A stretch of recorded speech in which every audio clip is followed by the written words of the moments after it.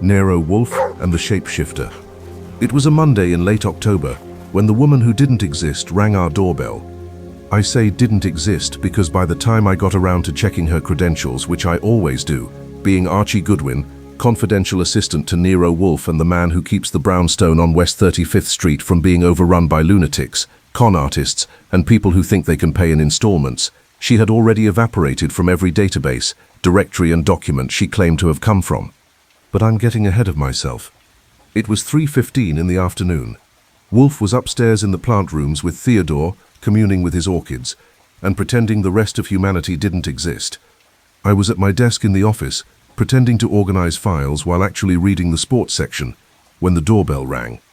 Through the one-way glass panel, bulletproof, naturally, like all the windows in the brownstone since the incident last spring, I could see a woman on the stoop, early 40s, well-dressed in a charcoal suit that probably cost more than my monthly salary, dark hair pulled back in a business-like knot, carrying a burgundy leather briefcase. She had the look of a corporate attorney or investment banker, someone who made decisions that moved millions and didn't lose sleep over it. I opened the door but kept the chain on. Yes? I need to see Nero Wolfe. Her voice was steady, controlled, but I caught something underneath. Not fear exactly, but something close to it. My name is Margot Hendricks. I'm willing to pay his standard retainer immediately. Mr. Wolfe doesn't see people without an appointment, I said, which was true about half the time, and he's engaged at the moment. If you'd like to explain your business, I can. Someone is going to die, she said it flatly. The way you might say it's going to rain. Someone already has, and the police are chasing a ghost. From inside the brownstone, I heard the click of claws on the marble floor. Caesar, the largest of our 5 Dobermans, appeared in the hallway, his dark eyes fixed on the door. He was followed by Diana, the smallest and swiftest, her lean body taut with alertness. They didn't bark. Fritz had trained them well, but their presence was its own message. The dogs won't hurt you if you're invited in, I said, but I need more than dramatic pronouncements before I can do that. Margot Hendricks's eyes widened slightly as she glimpsed the dogs through the gap in the door. I read about them, the 5 Dobermans and the pit bull, security measures after the bombing attempt. 6 excellent reasons to be truthful, I agreed. Start with why you think someone's going to die. She pulled an envelope from her briefcase and held it up. Because I received this yesterday, and because 3 days ago, I watched a man named Philip Caldwell walk into the Mercer building at 9:30 in the morning. Except he couldn't have, because at 9:30 that same morning, Philip Caldwell was in a board meeting in Chicago with 17 witnesses. Maybe you were mistaken. I wasn't. Her voice hardened. I've known Philip Caldwell for 8 years.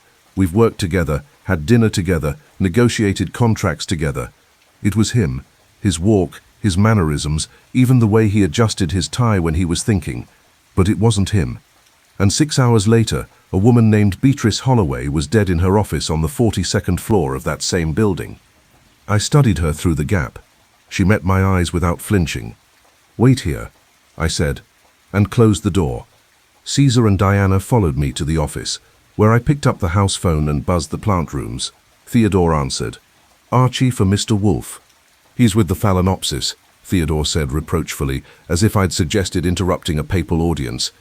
Tell him there's a woman at the door who claims she saw a man who was simultaneously in 2 places at once, and that this impossible man may be connected to a murder. There was a pause. Then Wolfe's voice, with its familiar grumble, what does she want? To hire you. She's offering the standard retainer. Another pause. I'm busy. She says someone else is going to die. They always do. Get rid of her. She has an envelope, probably threatening letter, possibly ransom demand.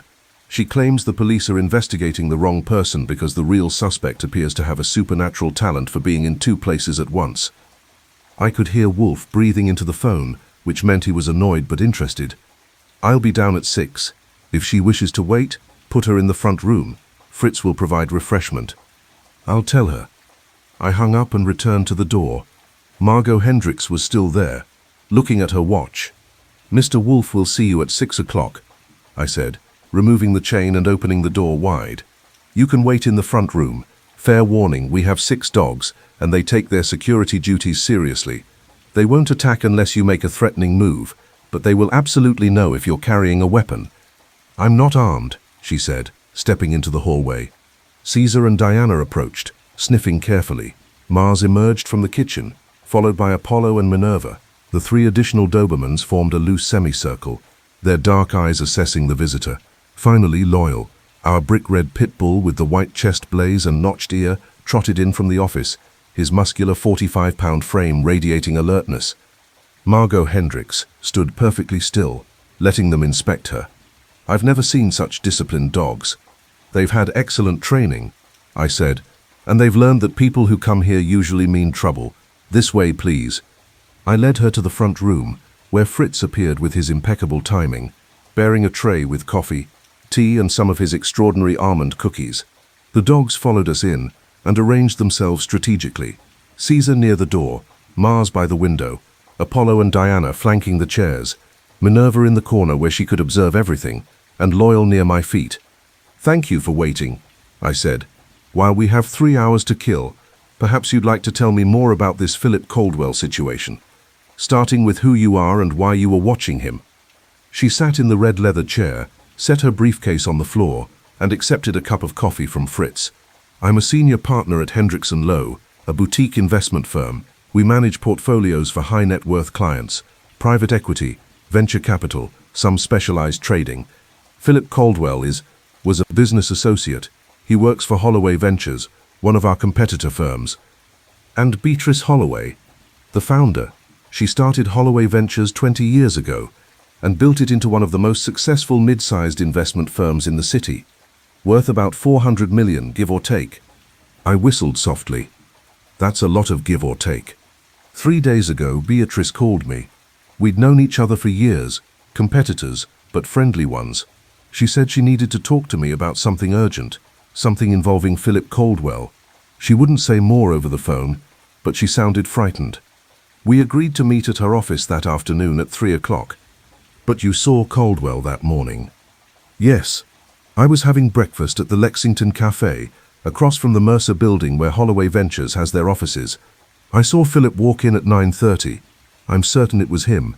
But when I later mentioned it to the police, they showed me phone records, credit card receipts and security footage from Chicago, proving he was at a board meeting there from 8:30 until noon. Maybe it was someone who looked like him. That's what everyone says. But I know Philip. I've negotiated against him for years. It wasn't just appearance, it was the way he moved, the way he carried himself. It was perfect. You said Beatrice Holloway is dead. Margot's hand tightened around her coffee cup. When I arrived at her office at 3, the police were already there. Beatrice had been strangled. Her assistant found her at 2:15. The office was locked from the inside. No signs of forced entry. Security cameras showed only Beatrice entering that morning, and no one else all day. Except Philip Caldwell at 9:30. The cameras didn't catch him, but I saw him go in. Did you tell the police? Of course, they were very polite and very clear that I was mistaken. Philip Caldwell has an airtight alibi. They're treating it as a locked room mystery, possibly suicide made to look like murder, though that makes no sense given the evidence. I leaned back in my chair. Loyal's head rested on my foot, a warm weight. You mentioned an envelope. She retrieved it from her briefcase and handed it to me. It was cream-colored, expensive stock, addressed to her office in neat handwriting with no return address. Inside was a single sheet of matching paper with a message in the same handwriting. You saw what you weren't supposed to see. Stop asking questions, or you'll join Beatrice. The shapeshifter sees all. The shapeshifter, I read aloud. Theatrical. Terrifying, Margot corrected.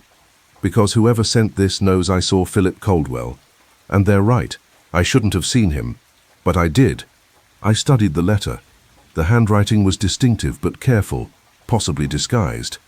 The paper was high quality, but available at any decent stationery store. The postmark was Manhattan, sent Saturday. What questions have you been asking? I called Philip's office. I called 3 people who know him. I tried to find out if he has a brother, a cousin, anyone who might look like him. And I kept asking the police to review the Mercer building security footage more carefully. And? Nothing. Philip Caldwell is an only child. His parents are dead. He has no cousins in the country, and the security footage is useless. There's a blind spot near the service entrance that the cameras don't cover. I tapped the letter against my palm. Why Nero Wolfe? Why not hire more private security or go to the FBI? Because the police think I'm hysterical. Because Philip Caldwell's alibi is perfect. Because someone managed to murder Beatrice Holloway in a locked office with no one seen entering or leaving. And because... She paused, meeting my eyes. Because I read about the Allard case.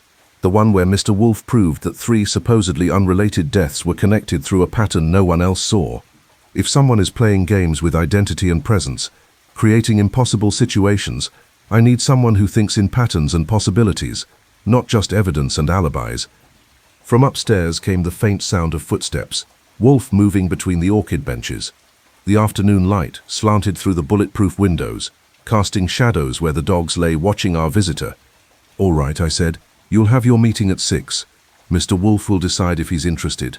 In the meantime, I need you to write down everything you know about Philip Caldwell, Beatrice Holloway, and anyone else connected to this situation. Names, relationships, financial interests, grudges, affairs, everything. I've already prepared notes." She pulled a leather portfolio from her briefcase and handed it to me. Detailed backgrounds on everyone involved, timeline of events, copies of the relevant police reports I was able to obtain, and financial statements for both Holloway Ventures and my own firm showing our recent transactions. I flipped through it. 30 pages, neatly organized, cross-referenced, thorough. "I'm a detail person, Mr. Goodwin. It's why I'm good at my job." She smiled slightly. "And I assume it's why you're good at yours." "Among other reasons," I agreed, "including knowing when someone is telling the truth and when they're not." Her smile faded. "I'm telling you the truth. Someone is manipulating identity and presence like a magic trick, and they've already killed once. We'll see what Mr. Wolfe thinks," I said, standing. "Make yourself comfortable. Fritz will bring you anything you need. The dogs will ensure you stay comfortable right where you are." I left her there with the portfolio and the envelope. Caesar stationed at the door like a dark sentinel and went to my desk to start reading. By the time Wolfe descended from the plant rooms at 6 o'clock, I had filled 3 pages of my notebook with observations, questions, and the beginning of a very bad feeling about this case. Because Margot Hendricks was right about one thing: someone had managed to be in 2 places at once. And in my experience, when the impossible becomes possible, someone usually ends up dead.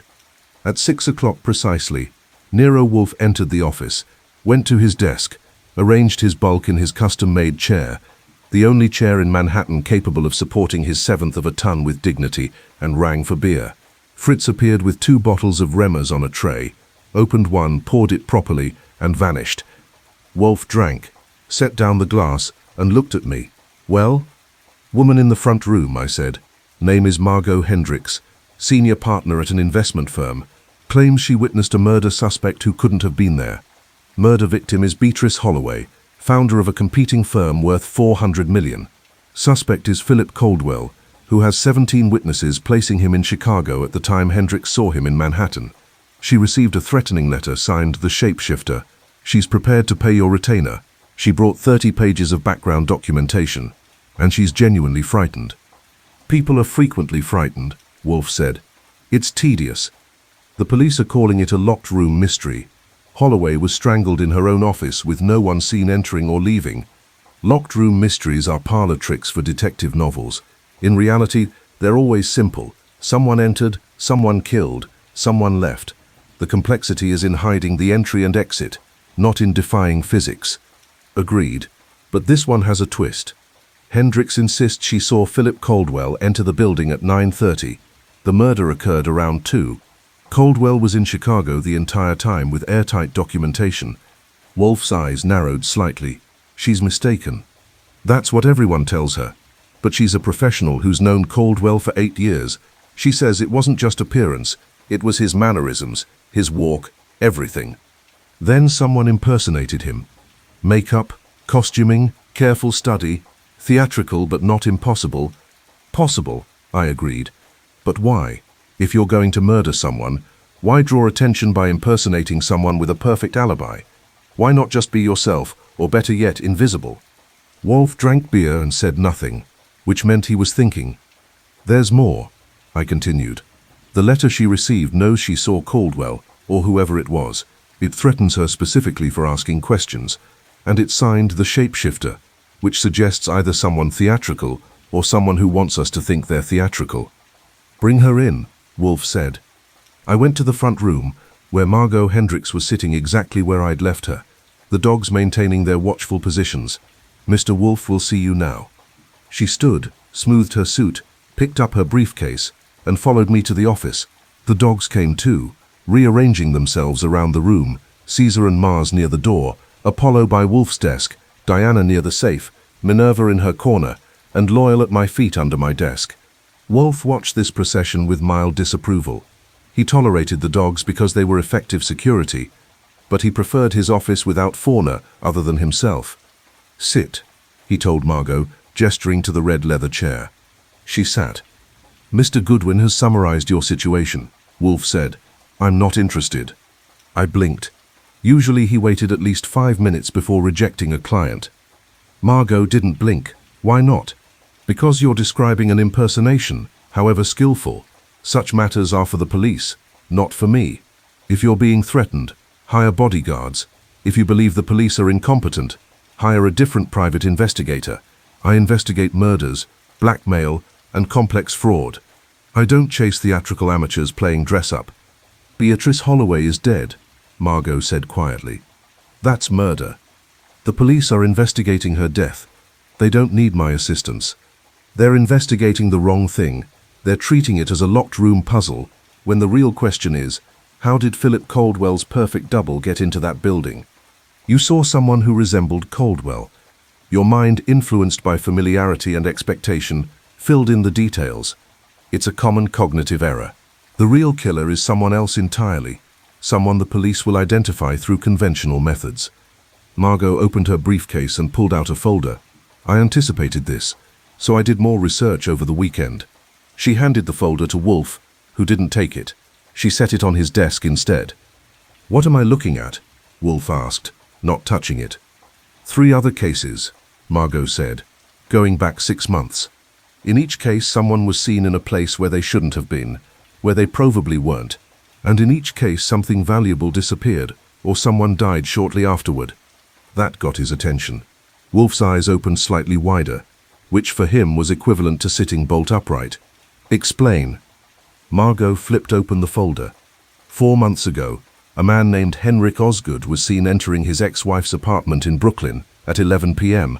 The doorman, who'd known Osgood for 6 years, swore it was him, but Osgood was in Boston giving a lecture to 300 people at 11 p.m., with dozens of witnesses. When his ex-wife was found dead the next morning, sleeping pills in her wine, the police initially suspected Osgood until his alibi checked out. They ruled it accidental death, possibly suicide. And the doorman insisted it was Osgood. The police decided he was mistaken, but I talked to him yesterday. He's retired now, but he's absolutely certain. He said it wasn't just appearance. Osgood had a distinctive way of moving, a slight limp from an old sports injury. The man he saw had that exact limp. Wolfe frowned. Continue. 3 months ago, a rare manuscript worth $70,000 was stolen from the Pemberton collection. Security footage showed a woman named Lydia Watts entering the collection after hours using a staff keycard. But Watts was in London that week, attending her sister's wedding. 50 people can verify it.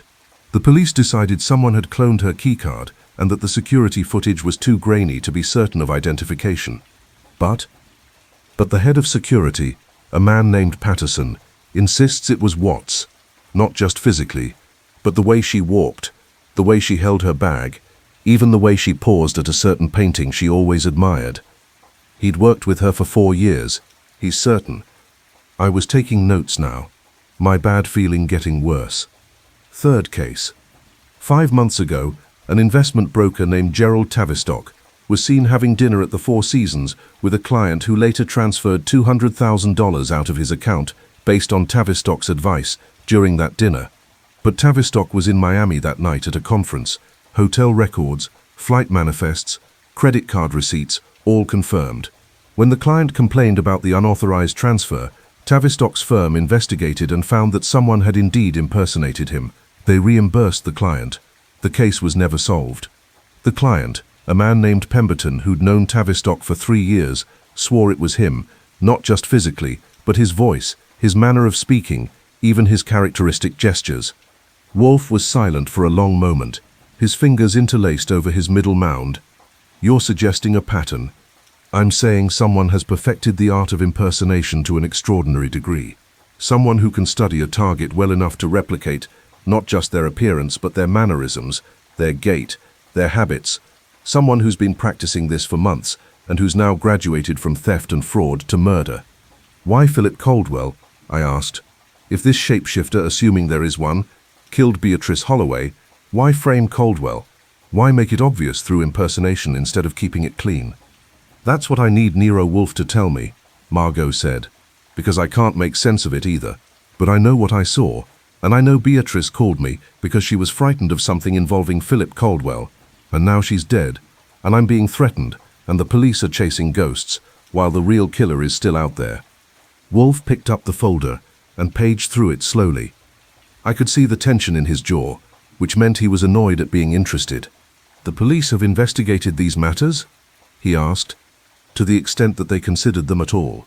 The Osgood case is closed as accidental death. The Pemberton theft is still technically open but inactive. The Tavistock fraud was settled privately. No one has connected them because they're different crimes in different boroughs with different victims." "But you connected them?" "Because I started looking for other cases where someone was seen somewhere they probably weren't. It's not a common phenomenon. These 4 cases, including Beatrice's murder, are the only ones I could find in the past 6 months." Wolfe set down the folder and looked at her. "What was your relationship with Beatrice Holloway?" Margot didn't hesitate. "Professional rivals, occasional allies. We competed for clients, but sometimes collaborated on larger deals. I respected her. We had dinner once a month to talk shop and gossip about the industry. Nothing more." "What did she want to discuss about Philip Caldwell?" "She didn't say, but she sounded frightened, which was unusual for Beatrice. She was normally unflappable. Why would Caldwell frighten her?" "I don't know, but Holloway Ventures has been struggling lately. There are rumors of mismanagement, bad investments. If Caldwell was involved in something questionable, Beatrice might have discovered it." "Or," I said, "Caldwell might have discovered something about Beatrice, and this shapeshifter is protecting her secrets." Margot shook her head. "Beatrice is the victim, and she wanted to tell me something." Wolfe closed his eyes, which meant he was thinking hard. The office was quiet except for the soft breathing of the dogs and the tick of the clock on the wall. Finally, he opened his eyes and looked at Margot. "I don't like cases based on eyewitness testimony. People are unreliable. They see what they expect to see, remember what they want to remember, and confuse conviction with accuracy." "I know what I saw," Margot said. "You believe you know. There's a difference. However," he paused, "the pattern you've identified is interesting. 4 cases of alleged impersonation, each involving someone who knew the target well, each described with the same certainty. Either you've found 4 people suffering the same delusion, or someone has indeed mastered the art of becoming other people. So you'll take the case?" "No." She stared at him. "But you just said." I said, "The pattern is interesting. I didn't say I'm willing to chase it. Your case rests on the assumption that impersonation is possible at a level that defies normal human capability. I deal in facts and logic, not theatrical impossibilities. The police will solve Beatrice Holloway's murder through conventional means. If they don't, that's their failure, not mine." "Someone threatened me," Margot said, her voice rising slightly. "That letter is probably a prank from someone who read about the case in the newspapers and wants attention. Or it's from the real killer trying to create confusion. Either way, it's not sufficient reason for me to involve myself." She stood up abruptly, her face flushed. "You're making a mistake. This person, this shapeshifter, they're escalating. First fraud, then theft, now murder, and they're good enough that no one believes they're victims. If you won't help me, they'll keep doing it. Then the police will eventually catch them." Wolfe said, "Good afternoon, Miss Hendricks." For a moment, I thought she might throw something at him. Instead, she gathered her briefcase, turned on her heel, and marched toward the door. Caesar and Mars moved aside to let her pass. "Wait," I said, standing. "At least let me—" "Don't bother, Mr. Goodwin. I understand. Your employer doesn't believe in theatrical impossibilities. I hope he's right. Because if he's wrong, I'll be the next one they find dead. She yanked open the door and left, her footsteps sharp on the hallway marble. I went to the window and watched her descend the stoop, hail a cab, and disappear into Manhattan traffic. Well, I said, turning back to Wolfe, that was smooth. She's hysterical. She's frightened, and she made a good case that someone is doing something genuinely unusual. Unusual doesn't require my attention. I have orchids to tend and books to read. Her problem is the police's problem. I sat back down at my desk and picked up the folder Margot had left. Inside were newspaper clippings, police reports, and her handwritten notes connecting the 4 cases. It was thorough work, the kind of detailed analysis that didn't come from hysteria. You know what bothers me? I said. She didn't ask for our help because she's scared. She asked because someone managed to kill a woman in a locked office after being seen somewhere they couldn't have been, and she thinks that same someone is coming for her next. That's not hysteria. That's reasonable threat assessment. Your point? My point is that you rejected her too quickly. You always reject clients too quickly, but usually you at least pretend to consider their case first. Wolfe opened his eyes and glared at me. I don't pretend. I assess and decide. This case requires chasing shadows and validating the unreliable testimony of witnesses who claim to have seen the impossible. I won't do it, even though 4 separate people in 4 separate cases all claim to have seen someone they knew well in a place where that person provably wasn't. A witness testimony is notoriously unreliable. Not when the witness knows the subject personally and describes specific mannerisms and behaviors. That's not mistaken identity. That's either mass delusion or extremely skilled impersonation. Or fraud. All 4 witnesses could be lying. To what end? Henrik Osgood's ex-wife is dead, and he had an airtight alibi that saved him from prosecution. Why would the doorman lie? Lydia Watts was out of the country when the manuscript was stolen. Why would the security chief lie? Gerald Tavistock's firm reimbursed the client and investigated him. Why would the client lie? Wolfe said nothing, which meant I was making sense and he didn't like it.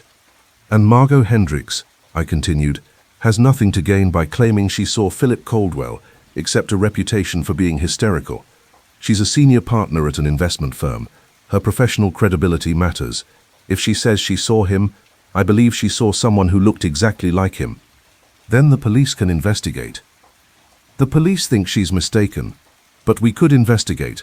We could find out if there really is a pattern, if these 4 cases are connected, and if someone is running around Manhattan being other people. Wolfe picked up his beer glass, found it empty, and scowled at it. No. Fritz made veal birds for dinner. I could ask him to save some for when we inevitably take this case tomorrow after Margot Hendricks turns up dead, and Inspector Kramer comes here demanding to know why we turned her away. Archie. Yes, sir? I said no. Accept it. I shrugged and went back to reading the folder. But I knew Nero Wolfe, and I knew he was interested despite himself. The pattern was too elegant, too strange. 4 cases of impossible presence, each one witnessed by someone credible, each one dismissed as mistaken identity. Someone was playing a very sophisticated game. And sooner or later, Wolfe wouldn't be able to resist finding out who. I gave it until midnight before the doorbell rang again. I was right about the timing, wrong about who was ringing it. It wasn't Margot Hendricks coming back. It was Inspector Kramer, and he was furious. Kramer bulled his way into the office at 12:45 Tuesday morning, his overcoat still on, his face the color of a particularly angry sunset. The dogs, who knew him by now and had stopped threatening him months ago, merely watched as he stomped past them to Wolfe's desk. "She's dead," he said without preamble. I felt my stomach drop. Margot Hendricks? Shot twice in her apartment. Neighbor heard the shots at 11:30 and called it in. By the time we got there, she was gone. Window open, fire escape accessible, no witnesses. He yanked off his hat and threw it on Wolfe's desk. And I just find out that she was here this afternoon trying to hire you. Wolfe, who had been roused from bed by the doorbell and was sitting at his desk in his yellow pajamas and brown dressing gown, regarded Kramer with hooded eyes. Who told you? Her assistant, going through her calendar to notify her appointments. Your name was there for 6 p.m. yesterday, so I came here to ask what the hell she wanted, and whether you're going to make my life difficult about it. She wanted me to investigate the murder of Beatrice Holloway. Wolfe said. I declined. Kramer's jaw tightened. Why? Because she offered no evidence, only speculation and eyewitness testimony I considered unreliable. She claimed to have seen Philip Caldwell entering the Mercer building on the morning of Holloway's murder, despite Caldwell being in Chicago. I assessed her as mistaken or hysterical. She wasn't hysterical, I said quietly. She was frightened, and she was right to be. Kramer turned on me. What did she tell you? I gave him the summary. The sighting of Caldwell, the locked room murder of Beatrice Holloway, the threatening letter, and the pattern Margot had identified, connecting 4 separate cases of alleged impersonation. I included everything except my own assessment that Wolfe had been wrong to reject her. When I finished, Kramer sat down heavily in the red leather chair. Christ, you're telling me she came here with evidence of a serial criminal, and you turned her away. I'm telling you she came here with a theory, Wolfe corrected. A theory based on eyewitness accounts that contradict documented fact. The police are better equipped to investigate such matters. The police thought she was mistaken about Caldwell. We still do. The man has 17 witnesses in Chicago. Then she was mistaken. Was she? Kramer pulled out a cigar, remembered where he was, and put it back. Because now she's dead 6 hours after leaving your office.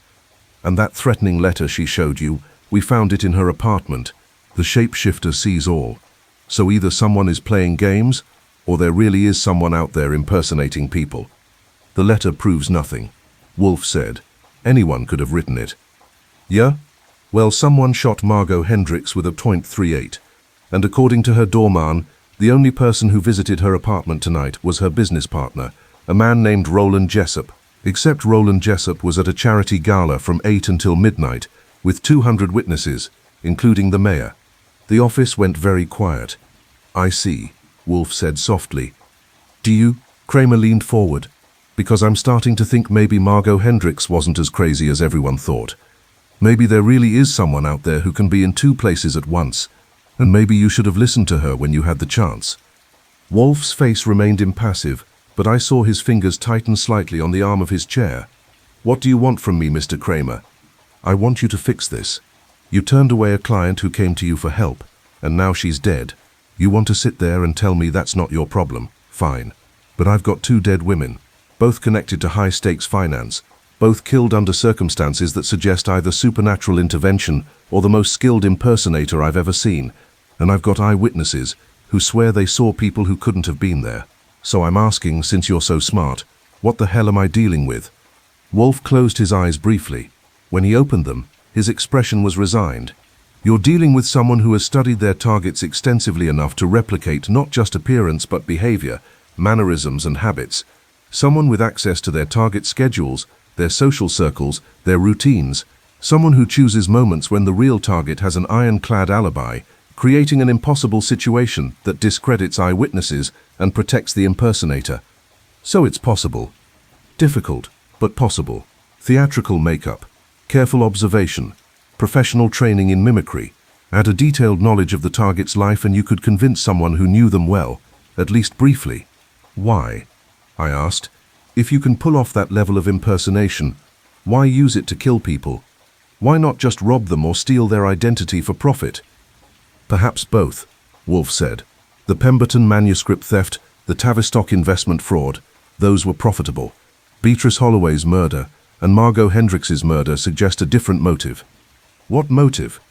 Eliminating people who knew too much. Beatrice Holloway called Margot Hendricks about something involving Philip Caldwell. Before they could meet, Holloway was dead. Hendricks began investigating, connected the pattern of impersonations, and came here. 6 hours later, she was dead. Kramer nodded slowly. So someone's covering their tracks. Someone is ensuring that anyone who gets close to understanding the pattern is eliminated. The impersonation serves 2 purposes. First, to commit the crime while framing someone with an alibi.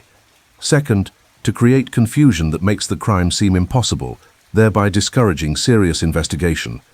It's working, Kramer said grimly. Half my detectives think we're chasing ghosts.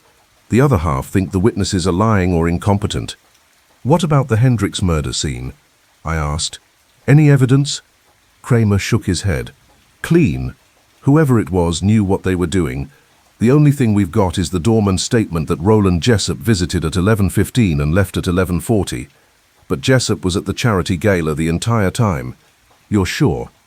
The mayor himself vouched for him. Jessup was at his table from 8 until midnight, never left for more than a bathroom break. Kramer rubbed his face. I've got a murder committed by someone who looks exactly like someone else. I've got 2 dead women connected by their knowledge of investment fraud. And I've got a threatening letter from someone who calls themselves the shapeshifter. What I don't have is a damned clue how to catch them. Wolfe was silent for a long moment. Then, Archie, get dressed. You're going out. I blinked. At 1 in the morning? Inspector Kramer will provide you with access to Margot Hendricks' apartment, her office, and her files. You will interview the doorman, examine the crime scene, and gather every piece of information about her business relationships, her clients, and her recent activities. I want to know what Beatrice Holloway planned to tell her. I want to know why Philip Caldwell was the chosen impersonation. And I want to know who benefits from both women being dead. You're taking the case, Kramer said. I'm accepting reality. Margot Hendricks came to me for help. I refused her, and she's dead. I don't like being wrong, Mr. Kramer. And I particularly don't like being wrong when it costs lives. Wolfe looked at me. Move quickly. The shapeshifter is cleaning up loose ends. Find out who the next loose end might be before they become another corpse. I was already standing, heading for the stairs to change. Give me 10 minutes. Take 15, Wolfe said. And Archie? I paused at the door. Be careful. You're dealing with someone who sees being someone else as natural as breathing. Trust no one's appearance. Verify everything. Even you. His lips twitched slightly. Even me. 20 minutes later, I was in Kramer's car with Sergeant Pearlie Stebbins driving, heading toward Margot Hendricks' apartment building on the Upper East Side. Kramer had made calls, clearing my access to the crime scene and the victim's office. I had my notebook, my camera, and my instinct that this case was going to get worse before it got better. Margot Hendricks' apartment was in a well-maintained pre-war building with a doorman, security cameras, and the kind of quiet elegance that came from having money, but not feeling the need to advertise it. The doorman, a man in his 60s named Walter Kemp, was waiting in the lobby with 2 police officers. Mr. Kemp, I said, showing him the card Kramer had given me. I need to ask you about tonight. He nodded tiredly. I already told the police everything. Tell me again. Sometimes repetition reveals details. You saw Roland Jessup arrive at 11:15? Yes, I've known Mr. Jessup for 3 years. He's been Miss Hendricks' business partner the whole time. He walked in at 11:15, said he needed to speak with Miss Hendricks about an urgent matter, and I called up to her apartment. She said to send him up. What did he look like? Kemp frowned. Like himself. Dark suit, grey overcoat, his usual briefcase. Maybe a bit tired. It was late, but it was definitely Mr. Jessup. How can you be sure? I know the man, the way he walks, the way he talks. He always greets me by name, asks about my family. Tonight he said, "Evening, Walter. Sorry for the late visit. Business emergency." That's how he talks. He's a gentleman. Did he seem nervous or agitated? No more than usual for a late-night business emergency. Concerned? Maybe. Professional. And when did he leave? 11:40. He came down looking upset. Said Miss Hendricks was fine, but they'd had a difficult conversation. Thanked me, left. I didn't think anything of it until the neighbor called about gunshots 15 minutes later. I made notes. Did you see anyone else enter or leave around that time? No one. And I was here the whole time. Security cameras. Cover the lobby and the elevator. Not the fire escape or the back entrance, but those are locked and alarmed. I thanked him and went upstairs with one of the officers. Margot Hendricks' apartment was on the 8th floor, a 2-bedroom with hardwood floors, expensive furniture, and a view of the East River. The living room was cordoned off with police tape. Her body was gone, but the bloodstains on the Persian rug marked where she'd fallen. 2 shots, Kramer had said. Professional work, the kind that suggested either experience or very cold nerve. I photographed the scene, noting the open window that led to the fire escape, the position of the body, the lack of signs of struggle. Whoever had shot her, she'd either not expected it or had been caught completely off guard. In her office, a small room off the living room. I found her desk neat and organized, her computer locked, her files arranged alphabetically. I photographed everything, bagged some documents that looked relevant, and searched for anything that might explain what Beatrice Holloway had wanted to tell her. In the bottom drawer, under a stack of quarterly reports, I found a handwritten journal. I flipped through it quickly. Most entries were professional notes, meeting summaries, client observations, but the last entry, dated yesterday, caught my eye. Be called again. More frightened this time. Says PC has been asking questions about the Whitmore deal. Doesn't trust him anymore. Thinks he's found something. Meeting tomorrow 3 p.m. to discuss. Need to be careful if PC is involved in fraud. This could blow up both our firms. PC. Philip Caldwell. The Whitmore deal. I photographed the page, then kept searching. In another drawer I found a folder labeled Whitmore Capital Partners, filled with financial documents, investment prospectuses, and handwritten notes in Margot's neat script. I photographed everything, noting names, numbers, and transaction dates. At 3:30 a.m., I left the apartment with 2 shopping bags full of documents and photographs, plus the growing certainty that Margot Hendricks had been killed because she knew something about Philip Caldwell and a deal involving Whitmore Capital Partners. The question was, what had she known? And more importantly, who else knew it? I made one more stop before heading back to the brownstone. Roland Jessup's office building in Midtown. It was locked, but Kramer's credentials got me past the night security guard and up to the 14th floor, where Hendricks and Lowe had their offices. The office was dark, expensive, and exactly what you'd expect from a successful investment firm. I found Jessup's office, photographed his desk and files, and was about to leave when I noticed something odd. On the coat rack behind his door hung a grey overcoat. I checked the label, custom-tailored, expensive. I photographed it from multiple angles, then checked the pockets, empty except for a receipt from a dry cleaner dated yesterday. The coat was spotless, recently cleaned. Which meant, if the Roland Jessup who visited Margot Hendricks had been wearing a grey overcoat, it wasn't this one. Unless, of course, Jessup owned 2 grey overcoats. Or unless someone else had been wearing one that looked exactly like Jessup's. I took the coat. Kramer could return it later with apologies. Right now, I wanted Saul Panzer to examine every fiber, every thread, every microscopic detail. Because I was starting to believe that Margot Hendricks had been right about everything. Someone really could be in 2 places at once. And they were very, very good at it. I got back to the brownstone at 5:30 in the morning to find Wolfe already in the office, dressed and reading through the folder Margot had left. Fritz had coffee waiting, and the dogs were arranged around the room in their protective positions, alert despite the hour. "Well," Wolfe said as I dropped the shopping bags on my desk. I gave him the full report while I drank coffee and tried to keep my eyes open. The crime scene, the doorman's testimony, Margot's journal entry about Philip Caldwell and the Whitmore deal, and the grey overcoat that might or might not belong to Roland Jessup. When I finished, Wolfe sat back in his chair.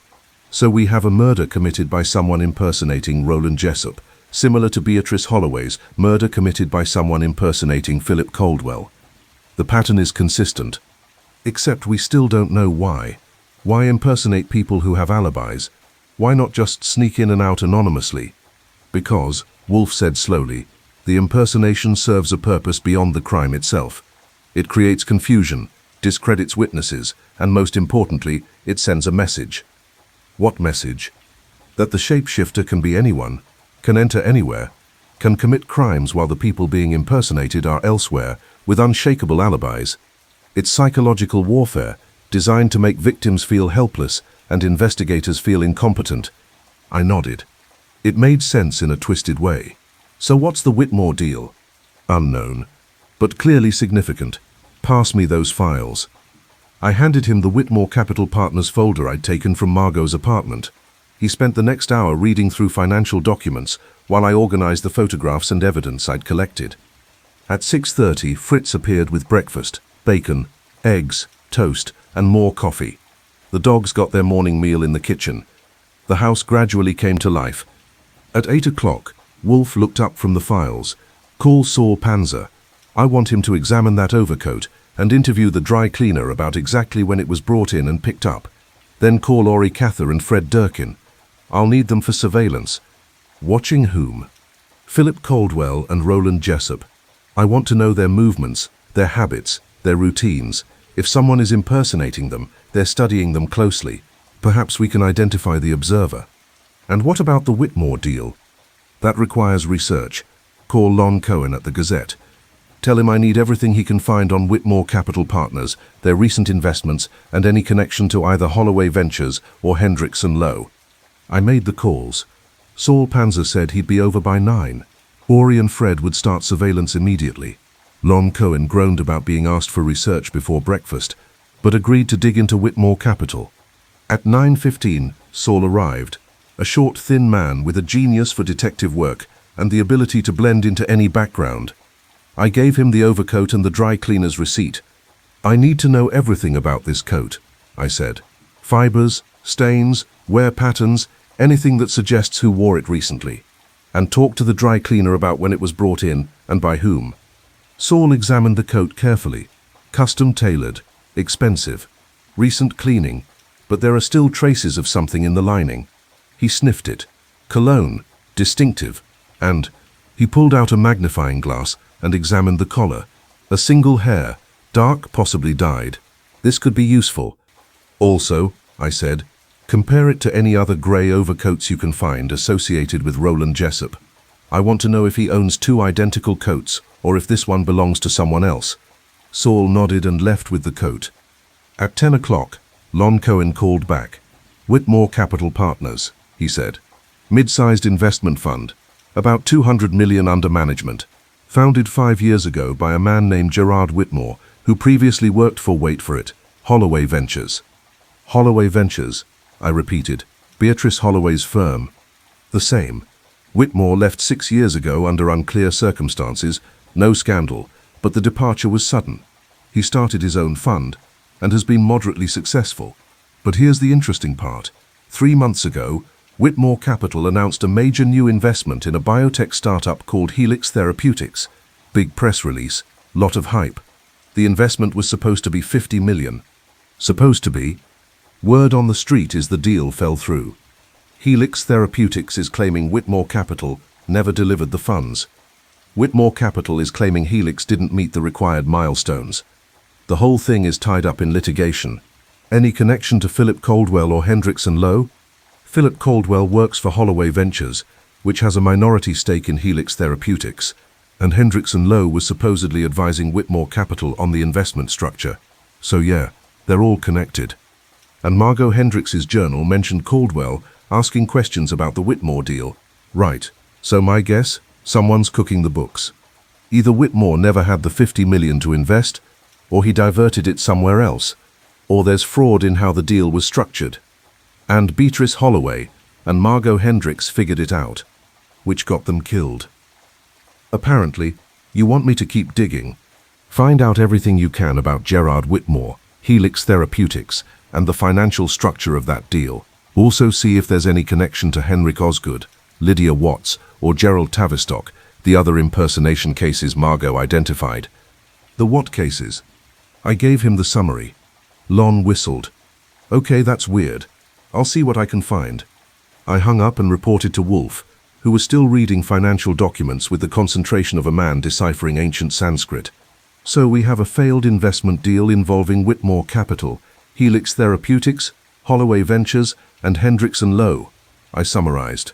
Beatrice Holloway and Margot Hendricks both discovered something about it. Both got killed by someone impersonating people they knew. The question is, who's behind it? Gerard Whitmore is the obvious suspect, Wolfe said. If he's committed fraud, and the 2 women discovered it, he has motive.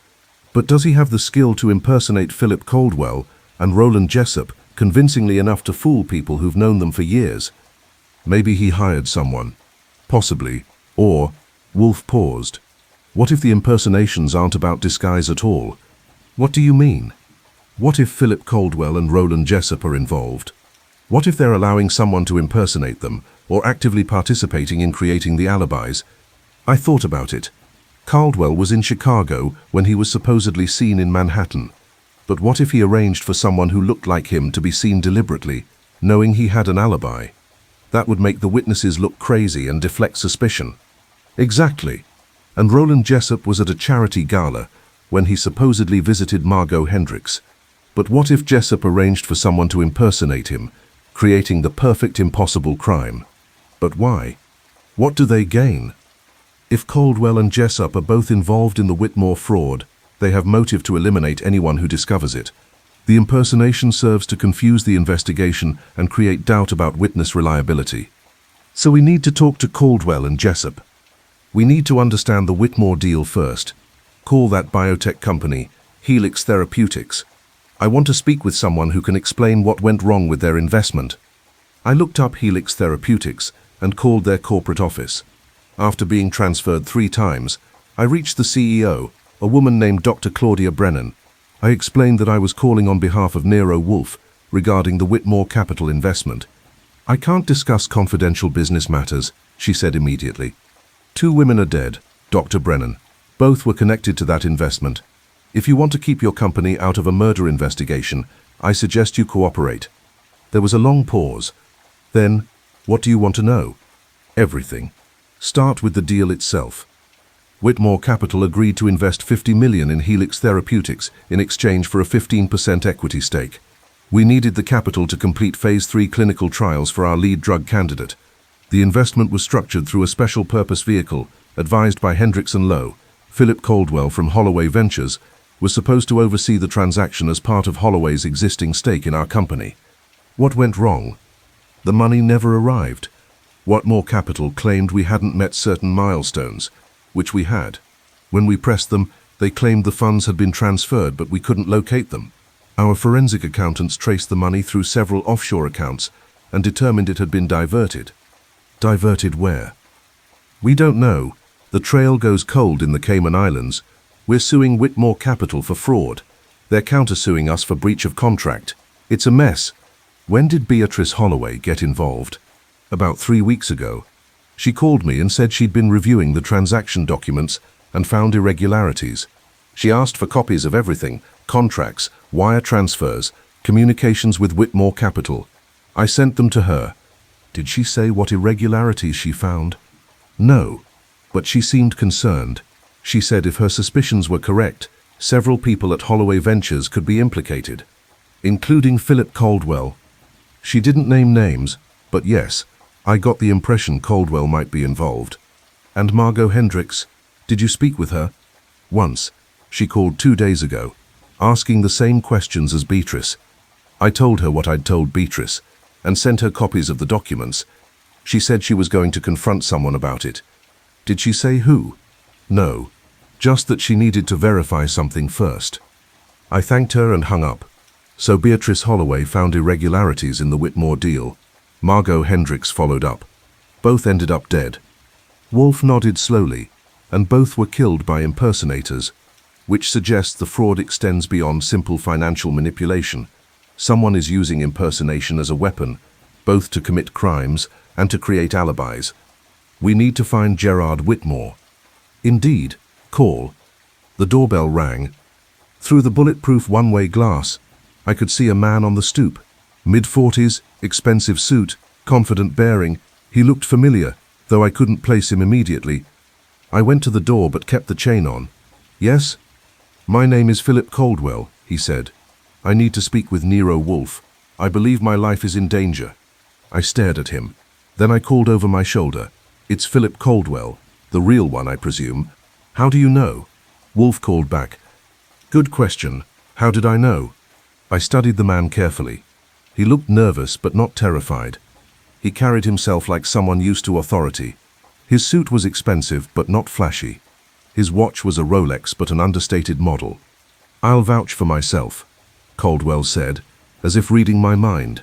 I know that's worth exactly nothing given the circumstances, but I just flew in from Chicago after hearing about Margot Hendricks' murder, and I know she was killed by someone pretending to be Roland Jessup, just like Beatrice Holloway was killed after someone pretending to be me was seen entering her building.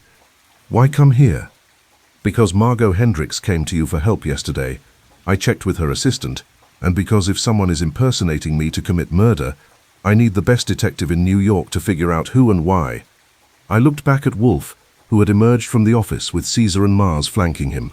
"Your call." Wolfe studied Caldwell through the glass. "Let him in, but search him first, and keep the dogs close." I opened the door, patted Caldwell down thoroughly, found nothing but a wallet and a phone, and gestured him inside. The dogs surrounded him immediately, sniffing and assessing.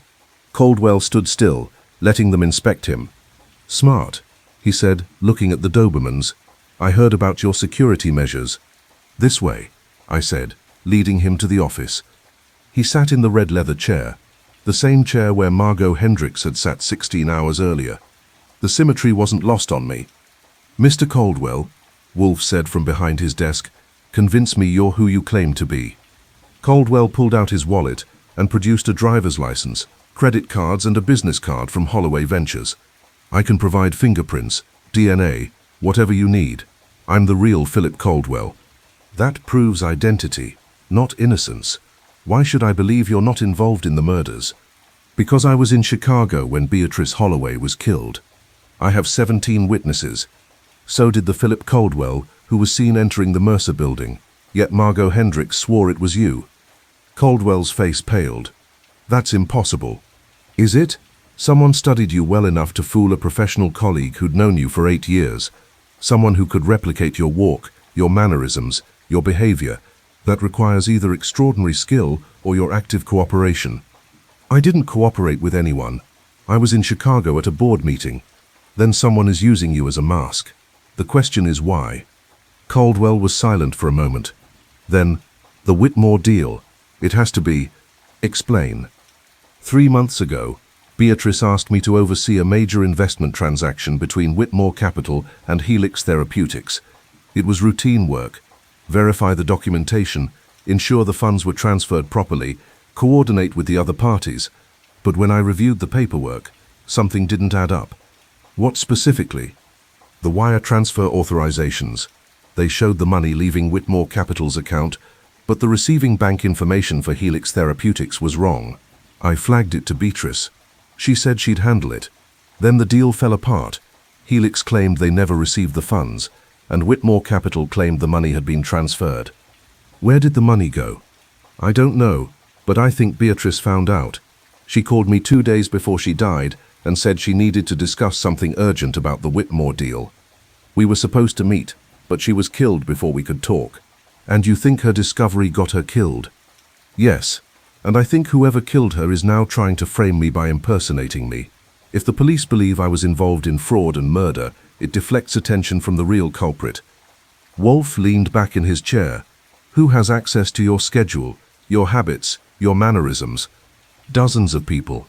I work in a busy office. I travel constantly. I attend meetings and conferences. Anyone observing me over time could learn my patterns." "Have you noticed anyone watching you, following you, paying unusual attention?" "No, but I haven't been looking." "Start looking. In the meantime, I need you to provide a complete list of everyone connected to the Whitmore deal. Everyone at Holloway Ventures, Whitmore Capital, Hendricks & Lowe, and Helix Therapeutics who touched that transaction.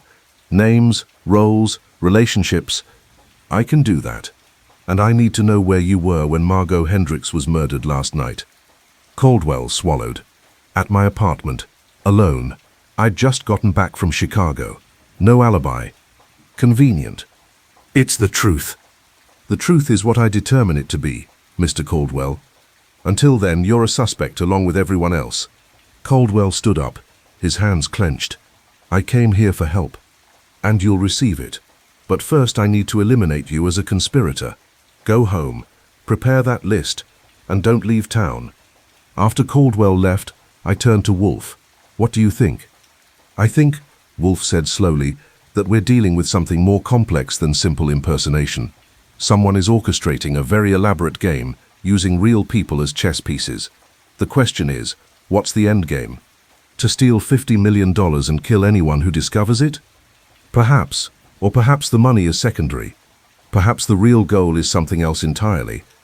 "Like what?" Wolfe picked up his beer glass and found it empty. "That, Archie, is what we need to find out, before the shapeshifter claims their next victim." The doorbell rang again. This time, it was Roland Jessup, and he looked terrified. Roland Jessup was a tall man with silver hair and the kind of commanding presence that came from years of making important decisions. But when I opened the door, chain still on, dog still alert, he looked like someone who'd just seen his own ghost. "Please," he said, "I need help. The police think I murdered my business partner." I let him in, searched him, and brought him to the office where Wolfe was drinking his second beer of the morning and looking irritated that his routine was being disrupted by panicked clients. Jessup sat in the red leather chair, the third person in 18 hours to occupy that spot, and said without preamble, "I didn't kill Margot Hendricks. I was at a charity gala with 200 witnesses, but the police say someone who looked exactly like me visited her apartment 15 minutes before she was shot, and I can't explain that because I don't know how it's possible." "It's possible," Wolfe said flatly, "because someone studied you well enough to replicate your appearance and behavior. The doorman at Margot Hendricks's building swore it was you. He's known you for 3 years. Walter Kemp is a good man. If he says it was me, I believe he believes it, but it wasn't me." "Then who?" "I don't know. That's why I'm here. Philip Caldwell called me this morning and said he'd been to see you. He told me about the impersonations, the pattern Margot identified. He said you might be able to help." "Philip Caldwell was just here," I said. "Interesting that you two are coordinating your stories." Jessup's eyes narrowed. "We're not coordinating anything. We're both being framed for murders we didn't commit. And we're both connected to the Whitmore deal that Beatrice Holloway and Margot were investigating." "Tell me about your role in that transaction," Wolfe said. "I structured the investment vehicle. Hendricks & Lowe was hired by Whitmore Capital to create a legal framework for the $50 million investment in Helix Therapeutics. It was supposed to be straightforward, a special purpose entity that would hold the investment, provide tax advantages, and protect both parties. But when the money disappeared, our legal structure became evidence in the fraud investigation." "Did you know the money would disappear?" "Of course not. We built a legitimate structure. If Whitmore Capital diverted the funds, that's on them, not us." "Yet Margot Hendricks was investigating. What did she find?" Jessup hesitated. "She thought there might be a problem with the wire transfer authorizations. She showed me some documents last week." "What documents?" "Transfer orders that looked valid but had subtle irregularities. Small things that wouldn't be noticed unless you were looking carefully. Margot thought someone might have created duplicate transfer orders, sending some of the money to legitimate accounts, and some to offshore accounts that looked similar enough to pass casual inspection. Sophisticated fraud. Very. It would require access to multiple banks, knowledge of international wire protocols, and the ability to create convincing forgeries. Margot thought it might involve someone at Holloway Ventures or Whitmore Capital, with insider knowledge. Philip Caldwell. She considered him, but she also considered Gerard Whitmore, Beatrice Holloway herself, and several other people with access to the transaction details." Wolfe leaned forward slightly. "When did you last see Margot Hendricks?" "Yesterday afternoon, around 4. We had a meeting at the office to discuss her findings. She seemed worried but determined. She said she was going to confront someone about it." "Did she say who?" "No, but she mentioned she'd been to see you at 6, and that you declined to help her." Wolfe winced almost imperceptibly. "Continue." "That was the last time I saw her. I left the office at 6:30 to prepare for the charity gala. I was there from 8 until past midnight. When I got home, the police were waiting to question me about Margot's murder." "Did they show you the security footage from her building?" "No, but they described what Walter Kemp told them, that I arrived at 11:15, went up to Margot's apartment, stayed 25 minutes, and left looking upset, except I wasn't there." "Who could impersonate you convincingly?" Jessup spread his hands helplessly. "I don't know. I'm not famous. I don't have a distinctive appearance. Anyone with similar build and hair color could probably pass at a distance, but to fool Walter Kemp, who sees me regularly, who knows how I talk and move, that requires real skill." "Or inside knowledge," I suggested. "Someone who's observed you closely, studied your habits, maybe even practiced impersonating you." "But who, and why?" "Well, because you're involved in the Whitmore fraud," Wolfe said bluntly. "Or someone wants us to believe you are." Before Jessup could respond, the doorbell rang again. This time it was Inspector Kramer, and he wasn't alone. With him was a woman I didn't recognize, mid-30s, sharp-eyed, wearing a no-nonsense grey suit. She had the look of a federal agent, all business and suppressed impatience. "Wolfe," Kramer said, barging past me into the office. "This is Special Agent Kendra Torres from the FBI Financial Crimes Division. She has some questions about your recent clients." Agent Torres surveyed the office. The dogs, Wolfe's bulk behind his desk, and Roland Jessup sitting in the red chair. "Mr. Wolfe, Mr. Jessup, convenient that you're both here." "Not particularly," Wolfe said. "What do you want?" "I want to know why 2 women connected to a $50 million fraud investigation are dead, why multiple witnesses report seeing people who couldn't have been there, and why you seem to be at the center of it all." "I'm not at the center. I'm investigating." "You turned away Margot Hendricks yesterday afternoon. 6 hours later, she was dead. Philip Caldwell visited you this morning. Roland Jessup is here now, so either you're incredibly unlucky, or you know something you're not sharing." Wolfe sighed. "I know that someone is using skilled impersonation to commit fraud and murder. I know that the Whitmore capital investment in Helix Therapeutics involved diverted funds. I know that Beatrice Holloway and Margot Hendricks discovered something about that fraud and were killed for it. Beyond that, I'm still investigating." "We've been investigating too," Torres said, "and we found something interesting." She pulled out a tablet and showed us a photograph. "This is Gerard Whitmore, founder of Whitmore Capital." I looked at the image. Mid-50s, distinguished-looking, graying hair, expensive suit, nothing remarkable. "He's missing," Torres continued. "Has been for 3 days. His office says he went on vacation. His family says he never arrived. His passport hasn't been used. His credit cards are inactive, and his phone last pinged from a cell tower near the Mercer building on the morning Beatrice Holloway was murdered." "You think Whitmore killed her?" I asked. "I think Whitmore is either the killer or another victim. But here's the interesting part." She swiped to another photograph. "This is security footage from a bank in the Cayman Islands, taken 4 days ago. That's Gerard Whitmore, withdrawing funds from an account containing approximately $30 million. Part of the missing $50 million from the Helix deal," Jessup said. "Exactly, except Gerard Whitmore was in New York 4 days ago. We have security footage of him at his office, so either he's learned to teleport or someone is impersonating him too." The office went very quiet. "How many people," Wolfe asked softly, "has this shapeshifter become?" "At least 4 that we know of," Torres said. "Philip Caldwell, Roland Jessup, Gerard Whitmore, and possibly others.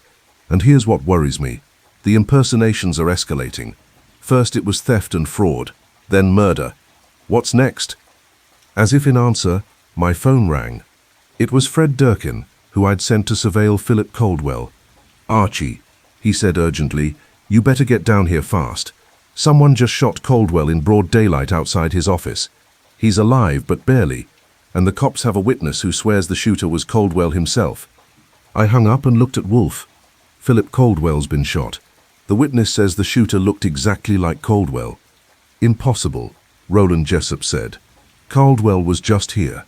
"Not anymore. He left 20 minutes ago. Plenty of time to get to his office and get shot by his own double." Wolfe closed his eyes briefly. When he opened them, he looked at Agent Torres. "Where is Gerard Whitmore's office?"